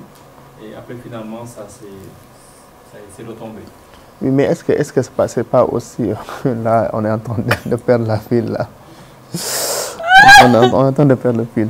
Je veux dire, est-ce que aussi c'est pas un peu exagéré de la part de l'homme, dans la mesure où elle dit, bon, particulièrement, elle jouait pas aussi, il jouait double jeu, et puis il jouait aussi avec les sentiments de la personne, parce que là, pour moi, je ne sais pas, on essaie de banaliser certaines choses, mais ça fait du mal quand même. Parce que vaut mieux montrer à la personne dès le début comment est-ce que tu es. Comme ça, si tu vas dans l'avenir, ce genre d'actes sont là, pour qu'elle puisse se préparer en conséquence. Mais tu ne peux pas dire que l'amour, au début, tu es tout le temps là, tu m'appelles, tu m'envoies des textos, et puis un jour, 2 semaines, 3 semaines, pas déjà, de nouvelles. je trouve que c'est méchant, dans le sens que ça peut traumatiser une personne. Hein. Être là tout le temps, constamment, jouer l'attentionner, mais montrer sa présence, marquer sa présence. Voilà. Et justement, faire en sorte que la personne sache que c'est bon, ça va marcher entre nous. Bon, encore une fois, pour moi, personnellement, je ne dis pas que c'est acquis, mais tu donnes espoir à la personne. Voilà. Et du jour au lendemain, tu arraches tout. Ça. Mais je trouve que c'est tellement moche, c'est lâche. Est-ce qu'elle aussi, est-ce qu'elle était aussi réceptive? Est-ce qu'elle a répondu aussi? Mais oui, parce qu'elle dit que dans le courrier, bon, c'était, quand on lit la lettre, on sait que c'était l'amour fou. Je pense que oui, ça elle partait des deux sens. Quoi. Oui, elle dit il était tellement attentionné, affectueux, généreux, drôle, il n'y a rien de négatif. Oui, mais là, tout ce qu'une femme cherche chez un homme. Donc, je pense que, bien entendu, elle a dû être réceptive. Elle n'était pas juste en train de recevoir, est-ce qu'elle donnait? Ça aussi, est-ce qu'il y a ce... mais vous savez, en matière d'amour, comme hier je l'ai dit, on m'a recadré en disant qu'il ne faut pas essayer de calculer quand on donne. En matière d'amour, il ne faut pas trop dire, bon, je vais... Il ne faut pas de limites. Mais est-ce qu'elle n'a fait juste que recevoir? D'accord, on va aller dans la supposition d'Alassane. Oui, est-ce qu'elle a fait que recevoir? Mais j'ai envie de dire, mais ce n'est pas une raison. Même si elle n'a pas été réceptive, ce n'est pas une raison pour disparaître. Oui, c'est ça aussi. L'homme aussi aime aussi, c'est comme quand tu tapes sur un tam-tam. Tu aimes bien recevoir l'écho. Ouais. Tu tapes, tu ne reçois pas d'écho. Voilà. Mais est-ce que c'est pas beaucoup plus responsable d'appeler la personne et de te parler avec elle, d'avoir une très bonne communication? Comme ça, elle pourra même changer de comportement. Mais surtout qu'il y avait beaucoup d'envois de SMS, beaucoup d'appels, matin, midi, soir. Donc, tu es d'accord avec moi que s'il y a un problème, je pense qu'il est capable quand même, assez mature pour dire écoute, voilà, là, il y a ça, ça va pas, ça va pas. Mais là, je trouve que c'est la facilité. Là, c'est de la lâcheté. Hein. Oui, bon, ça c'est une question de perception. Mais je pense que la communication, elle doit être un peu... C'est-à-dire que parfois, il y a des moments de silence. Mais ces moments de silence là-dessus, il ne faut pas donc les laisser trop s'installer. Donc, il faut qu'il y ait donc cette communication. Et parfois aussi, il ne faut pas donc s'attarder ou bien être trop dans les communications, je vais dire, virtuelles. Il faut aussi prendre le temps de s'asseoir avec la personne. Mais est-ce que aussi c'est pas trop dangereux, le fait d'être dans une relation, au début tu donnes beaucoup, et que ça soit tellement intense, à un moment donné ça peut stresser même la personne aussi. Est-ce que là aussi c'est pas une cause? Je pense que ça peut... Je ne sais pas si c'est ça. Oui, ça aussi, est-ce que c'est pas une raison? Des fois aussi, vous savez des situations là. Non, parce que des fois, est-ce que c'est pas compliqué? Des fois, tu es dans une relation où bon, tu as l'impression que, bon, attends, si je ne fais pas attention, là, ça risque de devenir un peu trop. Mais pour moi, la meilleure façon, c'est de communiquer avec la personne.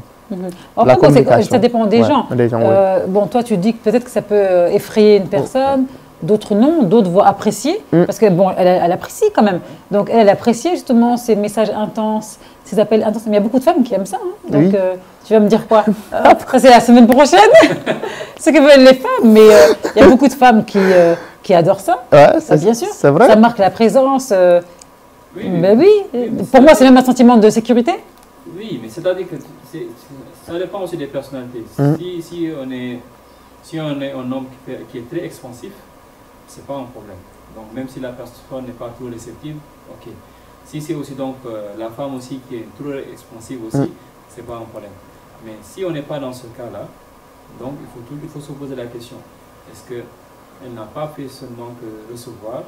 C'est important de donner. Et maintenant, bon, 1 mois, 2 mois, donc l'homme qui passait son temps à donner le plus, si l'homme envoie 10 messages et répond de 1, donc voilà. Là aussi, ça peut poser problème. Hein? donc là, c'est compliqué. Voilà. Comme on dit, il faut attiser le feu de l'amour. Hein. Ouais. Donc voilà, donc si le charbon est rougeoyant, c'est là, mais si après on oublie un peu, donc voilà, il va s'éteindre, c'est ça. Ouais, c'est sûr. Mais je pense que quand Quel conseil donnerais-tu donc, toi, Dion? Oui, bon, d'abord aussi, c'est pas aussi tout le temps pointer aussi un doigt d'accusateur à l'autre. Il faut aussi des fois faire un peu critique. Est-ce que, comme a dit Alsan, elle ne faisait pas que recevoir sans pour autant donner. Soit aussi, elle peut donner, mais par rapport à ce qu'on lui donnait, c'est diamétralement, c'est pas C'est pas un conseil, ça. Donne-lui son conseil. Donc, son conseil, c'est donne-lui son conseil. Son conseil que je fais attention et puis j'essaye d'oublier aussi. Bon, oui, je sais que ça ne sera pas facile, mais avec le temps, ça va venir. Il faut essayer d'oublier aussi petit à petit. Et puis peut-être qu'il va trouver son âme sœur. On ne sait jamais. Ouais. Quel conseil tu donnes? Bon, moi, je pencherais plus le fait peut-être de tenter de faire en face à face avec cet homme pour vraiment être édifié. Il ne faut pas aussi donc se mettre dans des faux espoirs, donc de se poser donc avec son homme, de lui poser la question, pas à distance, pas par téléphone, mais de l'inviter à venir, et voilà. Donc, parce que aussi l'espoir aussi, ça tue. Ça tue, mais totalement donner le faux mais espoir. vous savez, ce matin, j'ai parlé avec une amie au téléphone. Elle m'a appelé. T'as des amis, toi? Oui, je le jure. Elle en parle, elle me dit, parce qu'elle a vécu ça aussi, hein, je vous jure, wallahi. Bah, bien sûr, il y en a plein qui le Elle dit, son copain lui a laissé pendant 1 mois, sans nouvelles, ni appel, ni rien. Alors qu'on se parlait tout le temps. Un bon jour, à l'approche de la Tabaski, il envoie un petit message, comment tu vas mon chéri? Donc tu comprends, donc, ce sont des situations qui sont là. Ah, c'est un homme qui a vécu ça? Non, c'est une femme. Maintenant, elle m'a appelé. Ma chérie, tu veux dire? Bon, ma chérie. Elle m'a appelé maintenant pour me dire, comment est-ce que je dois réagir? Attends. Le conseil que je peux vous donner, c'est de faire très attention. Peut-être aussi, il a ses raisons qu'il ne t'a pas encore dit. Non, mais pourquoi Essaie de l'écouter d'abord. Ensuite, peut-être qu'il a des explications pourquoi il a pris ce moment de distance. Maintenant, après avoir écouté, tu vas prendre le dernier mot. Elle me dit non, parce que là, je ne peux pas, parce que il est disparu pendant 1 mois, 2 mois sans nouvelles. Et aujourd'hui, il revient maintenant pour voir si j'allais bien. Comme une fleur. Maintenant, tu sais, comme on dit, dans une relation ici, vaut mieux dire des choses qui vont à l'encontre de 2 sens, mais personnellement, je ne vais jamais dire à mon ami, bon, casse la relation avec tel ou tel parce que, bon, il a mis... La relation est déjà cassée à partir du moment où il y a eu disparition pendant 1 mois, il revient comme une fleur. Négative, après 1 jour, 2 jours, 3 jours, tu vas aller voir ensemble, donc après tu seras le méchant dans l'histoire. Il faut aussi qu'on essaie d'éviter ce genre de situation, c'est pour cela que je l'ai même dit maintenant. Après avoir Tu es mauvais conseiller. L'homme disparaît pendant 1 mois. Il a le toupet de revenir comme si de rien n'était. Tu vas dire à la même personne de rester. Ils vont se marier, il va disparaître 6 mois. Ça va être toi le fautif. Écoute son histoire. Peut-être il a raison. Et puis je sais qu'elle aime ce monsieur. Donc je ne peux pas lui dire d'arrêter d'aimer parce qu'on ne peut pas contrôler son cœur. Donc du coup, ce que je peux faire, c'est d'abord, tu l'écoutes d'abord. Ensuite, tu prends tes décisions par rapport à toi, ce que tu penses être le mieux pour toi d'abord. Parce qu'après tout, c'est entre eux. Voilà. Donc, je peux dire, bon, tu cesses la relation, mais après 2 jours, 3 jours, quand je les vois ensemble, je dis, bon, c'est moi qui vais être le méchant dans l'histoire. Donc, lui, il a peur juste faut être très prudent. Surtout. C'est comme je disais tout à l'heure. Quand deux personnes se sont rencontrées qui se sont aimées, ils n'ont pas demandé d'autorisation à personne. Voilà. Quand ils vont se disputer, mieux vaut faire comme on dit, au juste milieu. Mais là, il n'y a pas eu de dispute. En fait, ce que tu n'as pas compris, il a fait un moment de silence. Un mois de silence. Un mois de silence. Mais un mois de silence, ben, au revoir, bye bye. Un mois de silence, c'est-à-dire que si c'est pour un homme, par exemple, tu t'intéresses à une femme, tu fais les premiers pas, cette femme t'ignore. Mais à la fin, toi, tu te retiens. C'est tout, fin de l'histoire. Tu vois. Mais ça ne veut pas dire que tu te retiens. Maintenant, si cette femme-là aussi, c'était juste pour voir un peu ton niveau d'intérêt, si elle revient vers toi, toi aussi, tu vas prendre tes dispositions. Attends, tu disparais pendant... Tu disparais pendant 2 mois pour voir si la femme ou l'homme est intéressé. C'est une très bonne stratégie par rapport à... Peut-être, c'est zéro, oui. Mais ça n'a rien de rationnel. C'est-à-dire qu'on fait les premiers pas. Parfois, c'est l'homme qui fait le premier pas pour la plupart du temps. Effectivement. Mais si on fait les premiers pas, on suscite l'intérêt. Il n'y a pas vraiment le répondant, on se retient. On reste 1 mois ou 2 mois, on n'entend pas, on n'a pas de nouvelles. On y envoie un SMS, la femme ne répond pas. Après un beau jour, elle dit bonjour. Tu réponds bonjour? Tu sais, personnellement, en dehors des conseils que je donne aux autres, si c'était moi, tu m'oublies, je t'oublie. Franchement. Bravo, mais c'est ça. En fait, il faut quand même avoir de la dignité dans l'affaire, quoi. Lorsqu'on sortait ensemble, on n'a pas demandé l'autorisation d'autres personnes. Oui. C'est vrai, en tant qu'ami, tu joues ton rôle. Tu conseilles à ton ami également, si c'était toi. Mais au fond, tu sauras nettement que oui, si c'était moi qui a eu à vivre cette situation, je dirais, qui n'est pas du tout favorable à elle, parce qu'elle souffre en silence. Tu sais, des fois, comme elle a dit tout à l'heure, on fait des choses, on les banalise, alors que ce sont des choses qui sont... Pour moi, c'est tellement grave en fait, d'être avec quelqu'un en couple et que la personne disparaisse du jour au lendemain sans donner signe de vie et on dit c'est rien. Ben, c'est pas... Graoul, des fois, la personne qui va payer les pots cassés, c'est pas moi en tant que responsable, mais c'est peut-être Alsane qui va venir, alors que lui qui n'a rien fait de mal, qui va venir sortir avec, comment elle s'appelle, la femme qui a envoyé son courrier. Donc, Alsane va payer les pots cassés que moi je devais recevoir.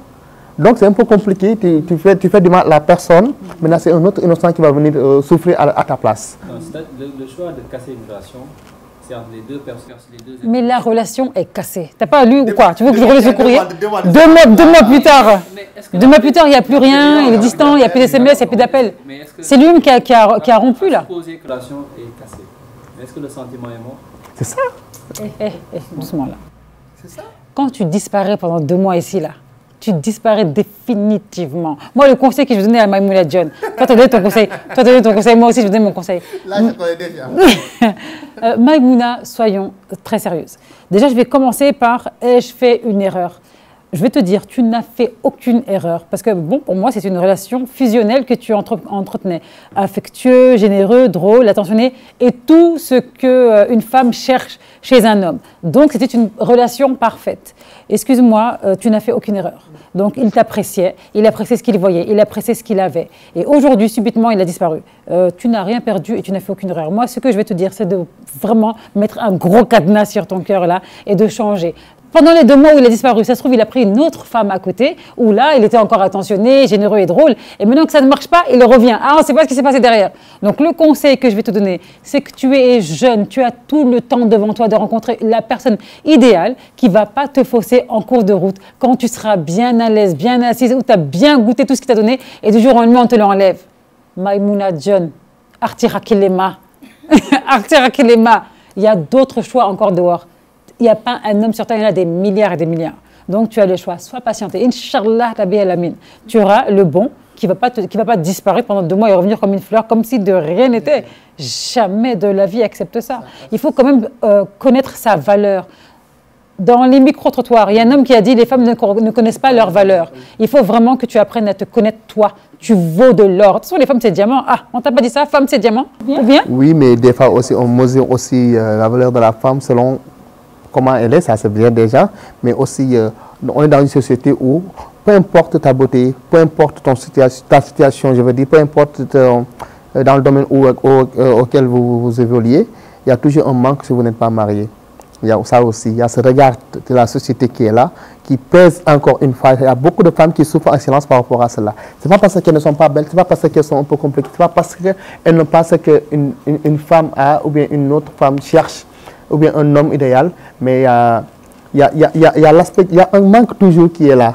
Et puis, je pense que c'est un conseil que vous avez donné. Il y a un manque. Pourquoi? Parce qu'en fait, c'est selon ses attentes à elle, selon ce qu'elle attend de la vie.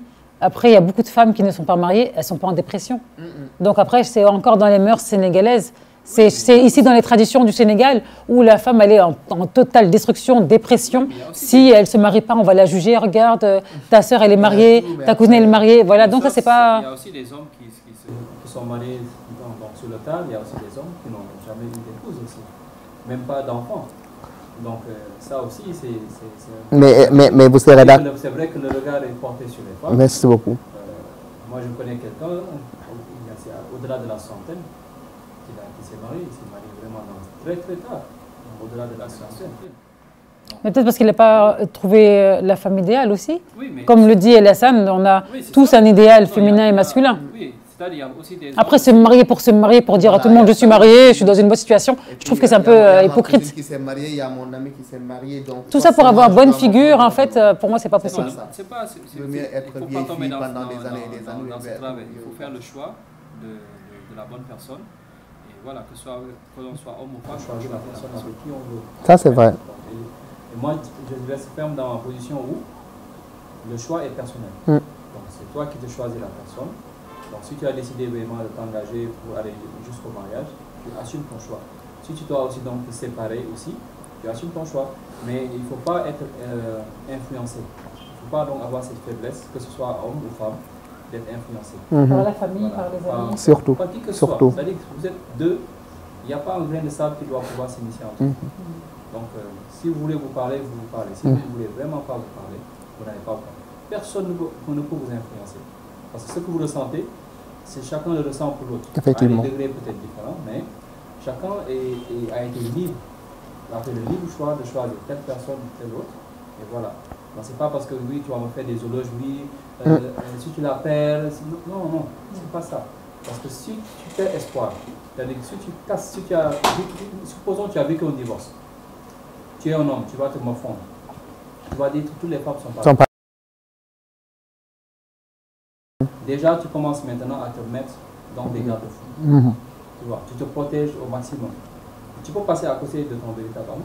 Ça, c'est vrai. Donc voilà. Ça, donc vrai. Il faut savoir que, on dit aussi que, on dit un peu dans notre environnement, je veux dire, traditionnel ou bien peut-être même, on dit que chaque mariage a sa durée de vie. On dit en Europe, c'est pour nekk dafa am bakkan. Bakkan la rek ak lu mu gudd am na fu mu yem, effectivement.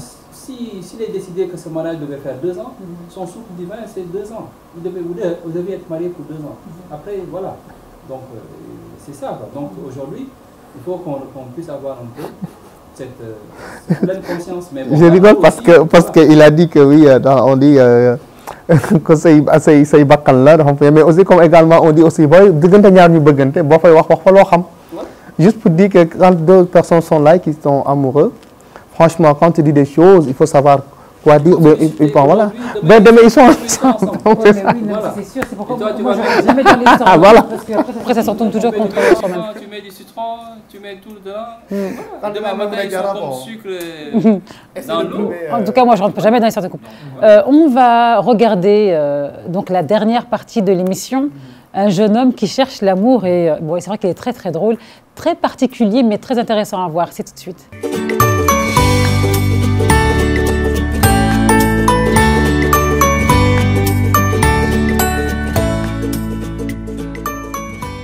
Bonjour, je m'appelle Fahmi, je suis un étudiant au sein des célèbres écoles de commerce Subdeco. Je suis ici depuis un mois, plus précisément je suis un étudiant en master en commerce international. Et après mon diplôme, je souhaite me lancer dans l'entrepreneuriat. Bon, l'amour pour moi, j'ai ma propre définition. Bon, je vais vous expliquer. L'amour pour moi, c'est un sentiment intense qui relie les êtres à s'unir là. Bon, c'est quelque chose là qu'on ressent soi-même là-bas, quand on aime la personne et quand on est amoureux ou quand on n'est pas et quand on n'est pas, c'est pas différent. C'est différent plutôt là. C'est pas la même chose là. Quand on est amoureux, on se sent un peu agité, on parle pas trop, on pense trop à lui, on pense trop à la personne. Matin, midi, soir, on pense tout le temps à lui là. Bon, ça c'est l'amour là. Mais maintenant, il n'y a pas l'amour. Pour moi, l'amour c'est ça. Mais maintenant, l'amour moderne, ça c'est autre chose là. Bon, pour l'instant, j'ai pas, mais avant j'avais. C'était une Djiboutienne, bon. On a passé de bons moments, de bons souvenirs ensemble, ça, je ne peux pas l'oublier. Elle était très belle. Bah, moi, si je suis pauvre, bah, ça va dans les deux façons. Mais bon, on s'est laissé là. On n'a pas pu se comprendre, et bon, voilà, maintenant, on s'est dit bye bye, la vie est belle. Il faut pas. Bon, moi, j'ai un principe. Si l'amour n'est pas réciproque là, que tu aimes à fond la personne, et elle ne t'aime pas, et qu'elle ne ressent pas les sentiments que tu ressens là, pour elle. Bon, pourquoi frère? C'est bon, pourquoi? C'est fatigué là, il faut mieux passer à autre chose. Voilà, c'est difficile. Je ne sais pas pour tout le monde, mais pour moi c'est ça. Il t'aime, tu l'aimes. C'est pas réciproque, on se quitte. C'est la vie frère. Bon, pour moi, la femme idéale, bon, elle n'existe pas. D'abord, attends. La femme idéale pour moi c'est une femme qui est belle, respectueuse, qui est simple, qui est honnête, qui est fidèle, qui n'est pas profiteuse, qui est immatérielle aussi. C'est ça. Mais bon, maintenant, il n'y a pas ça. Il n'y a pas. Si elle est belle, elle n'est pas respectueuse, elle n'est pas fidèle. Si elle est moche, elle est fidèle, mais elle n'est pas stable. Il y a toujours un lien. On ose toujours quelque chose là. C'est-à-dire que une femme idéale, comme tu as trouvé, la femme idéale, c'est ça et ça et ça. Bon, les critères, ils ne peuvent pas les compléter, je pense là. C'est toujours il y a un manque. Et bon, comme on dit, personne n'est parfait là. Si elle n'est pas parfaite, on se complète, il y a ce qu'on appelle la complémentarité là. On se complète après, tout ira bien.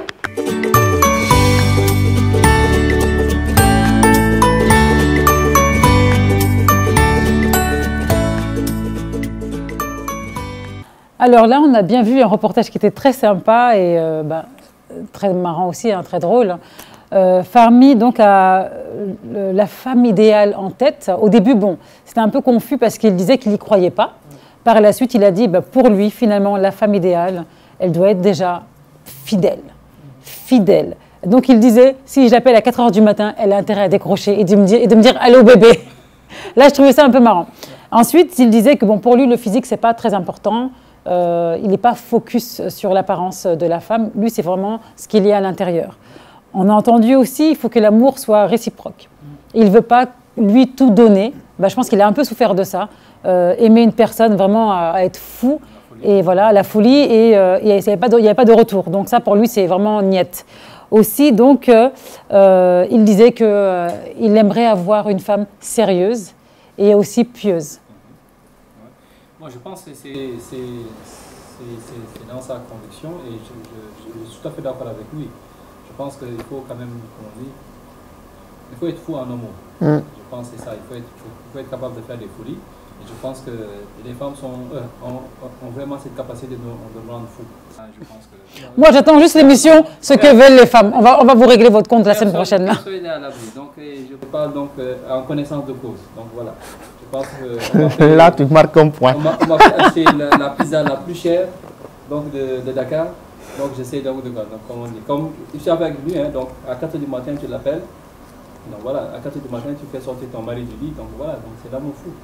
Je lui donne tout à fait raison. Je suis à 100% avec lui. Donc voilà, je pense qu'il a raison. Il veut vivre l'intensité, il veut vraiment s'épanouir. Donc c'est ça. Et je pense qu'il a tous les chances de trouver. Mais est-ce que c'est exagéré d'appeler une personne à 4 h du matin, même si c'est ta femme, même si c'est ta copine? Non. Alors attends, ça veut dire que ça peut arriver. Ouais. Il n'a pas dit qu'il le faisait tout le temps. Ouais, mais maintenant, un appel de temps en temps à 4 h du matin, mais où est le problème si la personne elle a envie de parler à quelqu'un? Je pense que voilà, dans le couple, il faut prendre le bon et le négatif. Hein. Donc pour moi, ce qu'il a dit, c'est tellement plausible et ça peut arriver. Toi, ta femme, elle t'a envoyé chercher une pizza à 4 h du matin. Donc voilà, donc en fait, il y a des choses que pour moi, c'est naturel et c'est normal d'appliquer dans une relation, surtout quand tu considères la personne. Donc moi, si on m'appelle à 4 h du matin, je vais pas dire attends, pourquoi tu m'appelles et raccrocher, ça ne marchera jamais. Non. Il faut donner le respect à effectivement. Oui, c'est vrai. Mais ça dit qu'il le dit, il veut dire que que sa femme est toujours en train d'attendre, elle est toujours réceptive. C'est-à-dire que c'est ça. C'est-à-dire qu'il faut que... Moi, je trouve que c'est même une bonne chose qu'on puisse appeler donc, soit son mari ou bien sa femme à n'importe quelle heure. Ça veut dire que si se passe quelque chose, ça veut dire que la personne s'inquiète. Tu t'imagines, tu sors de chez toi jusqu'à 2h du matin. Toi déjà, imagine, tu n'as pas appelé jusqu'à 2h du matin. Moi, je dors pas. Je dors pas. Non, je dors pas. Moi, j'attends, je dors pas. Et peut-être qu'il y a une situation assez compliquée. Tu appelles la première personne qui est la plus proche de toi pour dire peut-être attention. Effectivement, vous avez raison. Ça peut être ta femme, ça peut être donc ton mari. Mais imagine, tu appelles, son téléphone portable est fermé. Tu vois un peu. Maintenant, tu vas te rattraper chez qui? Chez un ami. Voilà. Donc, je pense que c'est aussi une question de si on se sent. Mais c'est comme ça qu'on dit couple. Voilà, couple, confiance. Voilà. La personne elle est là quand tu as besoin d'elle, mais c'est ça aussi. C'est ça aussi. Donc, comme vous l'avez dit. Je pense que c'est quelque chose, c'est un téléphone ouvert. Moi, je connais un couple. Je peux dire qu'ils partagent pratiquement le même téléphone portable. C'est-à-dire que le mari, on l'appelle. Donc, bien les amis du mari, ils appellent sur le même téléphone. Sa femme donne le téléphone, donc ouais. Mais ça, c'est une relation fusionnelle. Donc, c'est des choses qui sont là. Donc, son mari, il laisse son téléphone, il s'en va.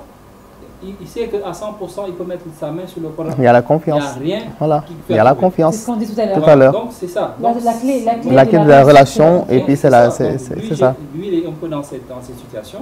Je connais bien ce couple-là, mais je dis ils sont admirables. C'est un seul téléphone portable, il n'y en a pas deux. Je soupçonne même que la femme n'a même pas de téléphone portable. Non, mais écoute, mais c'est bien, mais en 2021, je crois que c'est les seuls. Faut être clair, c'est les seuls. Non, il y a d'autres qui sont il y en a pas, même s'il y en a d'autres, mais très rare. C'est le luxe, hein.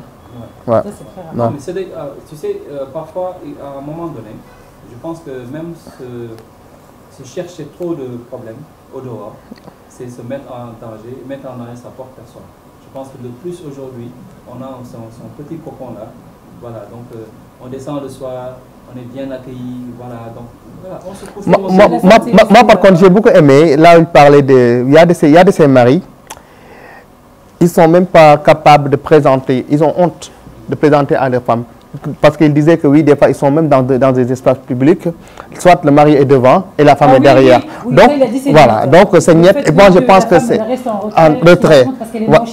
Voilà, donc pour moi, c'est pas responsable parce qu'à un moment donné, même si la femme, elle a ses défauts, elle a tout ce que toi, tu n'aimes pas. Bon, je ne dis pas que tu n'aimes pas parce que tu l'as choisi comme elle est. Donc, il faut être fier de la femme aussi à un moment donné. C'est-à-dire, vous savez, on a parfois, même dans les médias ou bien dans les réseaux sociaux, on voit par exemple dire ok, la personne n'a plus d'aide avec voilà, la femme n'a plus d'aide, tout cela. Mais si tu as choisi, c'est-à-dire si tu traverses le voile de la beauté et tu vois une autre beauté, c'est-à-dire c'est son comportement, la femme est pieuse. Si c'est ça qui te plaît, c'est-à-dire comme on dit, c'est ça que tu as choisi. Si tu as choisi d'avoir une femme belle comme une Barbie, c'est ton choix. Donc tu as épousé une femme mannequin. Non, vous aimez trop faire les hypocrites ici. La beauté éphémère, c'est ça. Arrête. Quand vous allez voir une femme, c'est toujours pour son physique en premier. On l'a dit tout à l'heure encore. C'est pas la peine de dire que c'est éphémère, ça ne reste pas. Ça va durer jusqu'à ses 60 ans. Arrête. À un moment donné. On dirait que vous attendez que la femme se fane. C'est bon là. Non, mais à un moment donné, je veux dire, moi je réponds par rapport à ce qu'il dit. Moi, je suis contre aussi également. Lui, il a été clair. Il a dit il est contre. Il est contre, franchement. Se marie avec une femme, sachant qu'il a épousé, elle était moche. Elle était moche, mais il ne veut pas aller dans des endroits publics parce qu'il a honte. L'homme est complexé. Non, mais tout à l'heure, tu l'as dit. Voilà.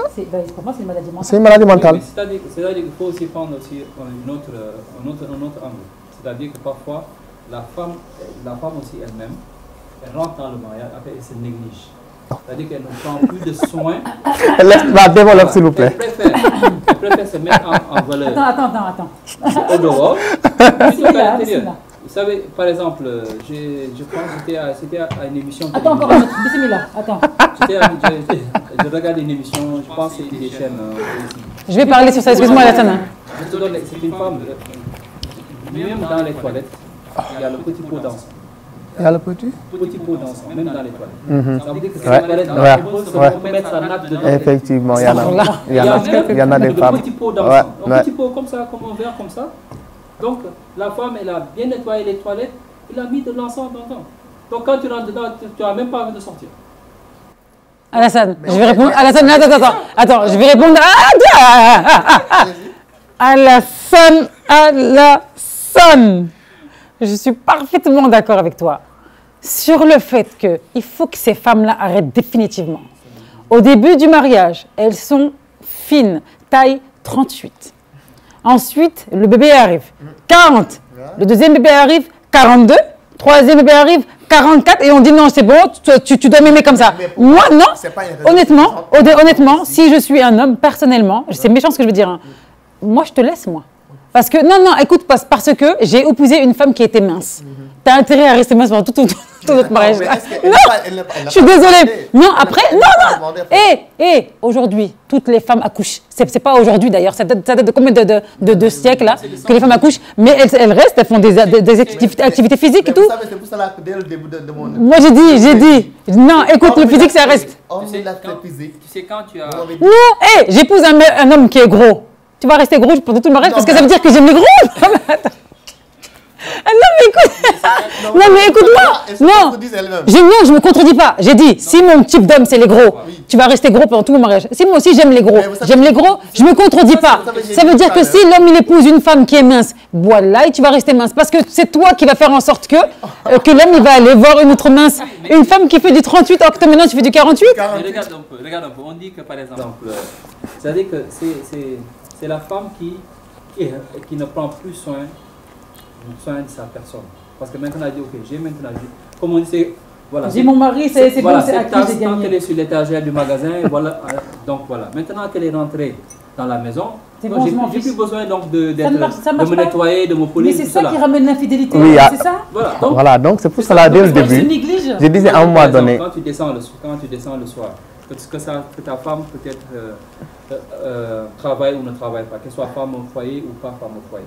Mais quand tu descends le soir, donc elle a fini ses activités, elle est descendue, elle rentre dans la douche, elle se change, elle s'habille, elle se parfume. Toi, tu as déjà la tête à la nuit.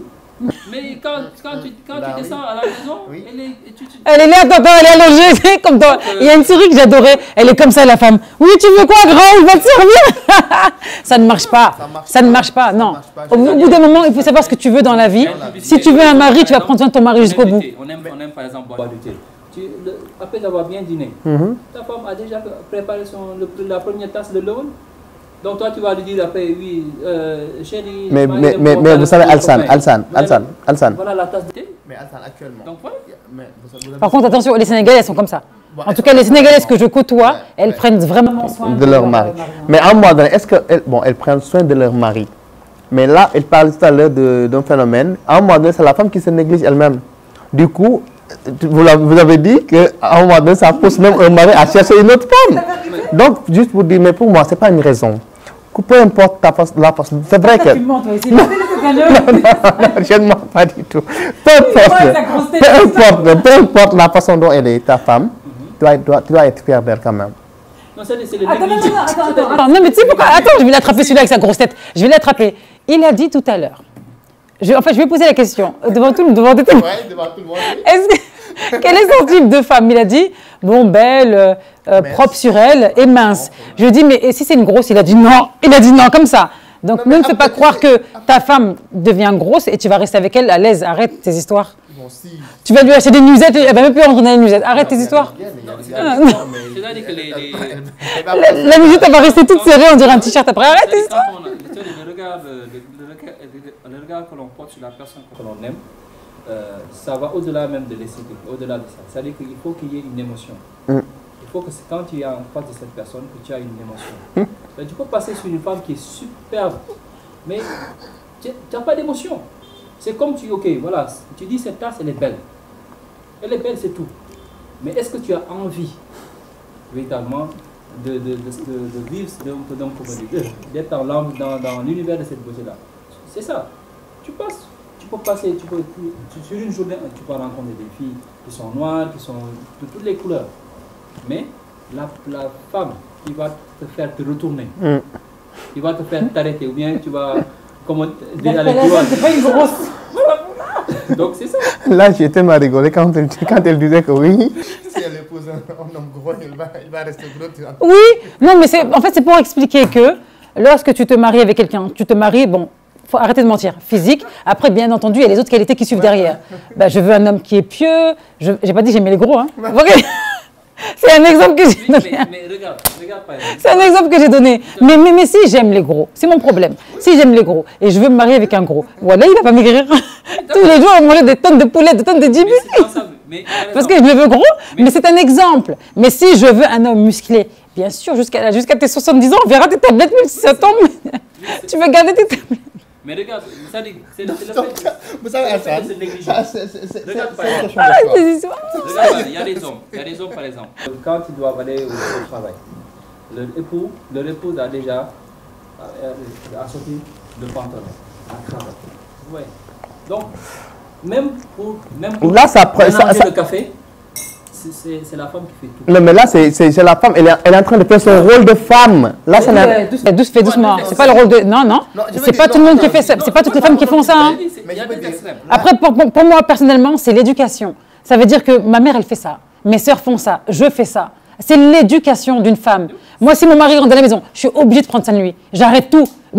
Tu as connu Campbell. Je courais chez moi pour 19h, je lâchais tout. Non, tout était servi, tout, parfait, tchac, tout. Parce que c'est comme ça. Mais c'est l'éducation. Ouais. Ça veut dire, moi, j'ai toujours vu ma mère prendre soin de mon père. Mes sœurs, c'est pareil. Je vous ai dit dans l'introduction. Et nous, on reflète que ce qu'on nous a inculqué en étant enfant. Donc, il y a la maman qui est là, vous l'avez dit, c'est votre maman qui est votre référence parce qu'elle vous a inculqué. Oui, après, je ne dis pas que c'est femmes, parce que ce n'est pas toutes les femmes. Oui, pour moi, ça revient à l'éducation. À l'éducation, voilà, c'est ça. C'est pour ça que je dis que la gestion du temps, le temps du couple, il est tellement limité sur une journée. Il faut tendre à l'augmenter, moins à diminuer. Parce que c'est ça aujourd'hui. Tu sais, on a eu des voisins. Si ce couple-là n'était pas aussi en symbiose, le mari est décédé, une semaine après, la femme est décédée. L'identité fusionnelle. Voilà, donc c'est ça. C'est-à-dire que moi, je ne vais pas partir sans elle. Bien, elle dit, je ne vais pas partir sans toi. Donc, et ça, on l'a vécu. Donc, dans un couple, la femme est décédée, même pas une semaine. Le mari dit non, je ne vais pas rester sur cette terre tout seul. Donc, je ne vais pas trouver. Et tu as aussi donc des situations extrêmes. La femme a perdu son mari, mais jusqu'à sa tombe, il ne va jamais. Aucun homme ne pourra la satisfaire. Parce que cette personne-là. Elle avait trouvé son âme sœur, en fait. Donc, elle va préférer donc de se mettre dans son coin, prier, et s'occuper de ses enfants, mais ça, j'en ai vu pas mal des femmes sénégalaises faire ça. J'ai ma belle-mère qui est comme ça depuis. C'est comme ça. Ils ont sublimé une femme, mais après, si cette femme décède avant lui, par exemple, c'est fini. Aucune femme ne va les approcher. Il va être quelqu'un qui va être carrément un papa poule, il va s'occuper de ses enfants et tout cela. Donc, je pense que c'est tout ça qu'il faut considérer. Et ça, non, mais après, il y aura d'autres qui vont venir mettre pour vous dire, oui, je sais, il y aura d'autres qui vont vous dire, après vous savez, Alsan, maintenant, il est l'heure, hein. Bon, elle est partie, ça fait des années, maintenant, essayez de te recaser un peu, mais après, non, c'est lui qui doit prendre la décision, ça veut dire que voilà, c'est la personne qui doit savoir quand est-ce que, oui ou non, s'il y a deuil, elle pourra donc rencontrer quelqu'un. Personne ne peut se mettre à la place de la personne. En tout cas, merci, c'était un bonheur. On a eu des fous rires dans cette émission avec les deux Alassane. Sur le sujet « Ce que veulent les hommes ». La semaine prochaine, Inch'Allah, on aura donc le sujet « Ce que veulent les femmes ». Mais t'inquiète pas que je vais bien t'attraper ici. « Ce que veulent les femmes ». En tout cas, un petit coucou aussi à mes neveux. Hein, je vais leur faire un petit coucou parce qu'ils parlent de moi souvent à leur école élémentaire en Belgique. Et j'ai promis à la sœur, bah, tiens, c'est un petit clin d'œil qui prend soin vraiment de son mari. Un grand coucou à Souleymane, à Anissa, à Sinjili et à Mohamed. Je vous adore. Et vous avez une mère en or, mais totalement. On se retrouve la semaine prochaine, les gars. Inch'Allah. Ce que veulent les femmes. Ben oui. On va vous attendre ici. À la semaine prochaine.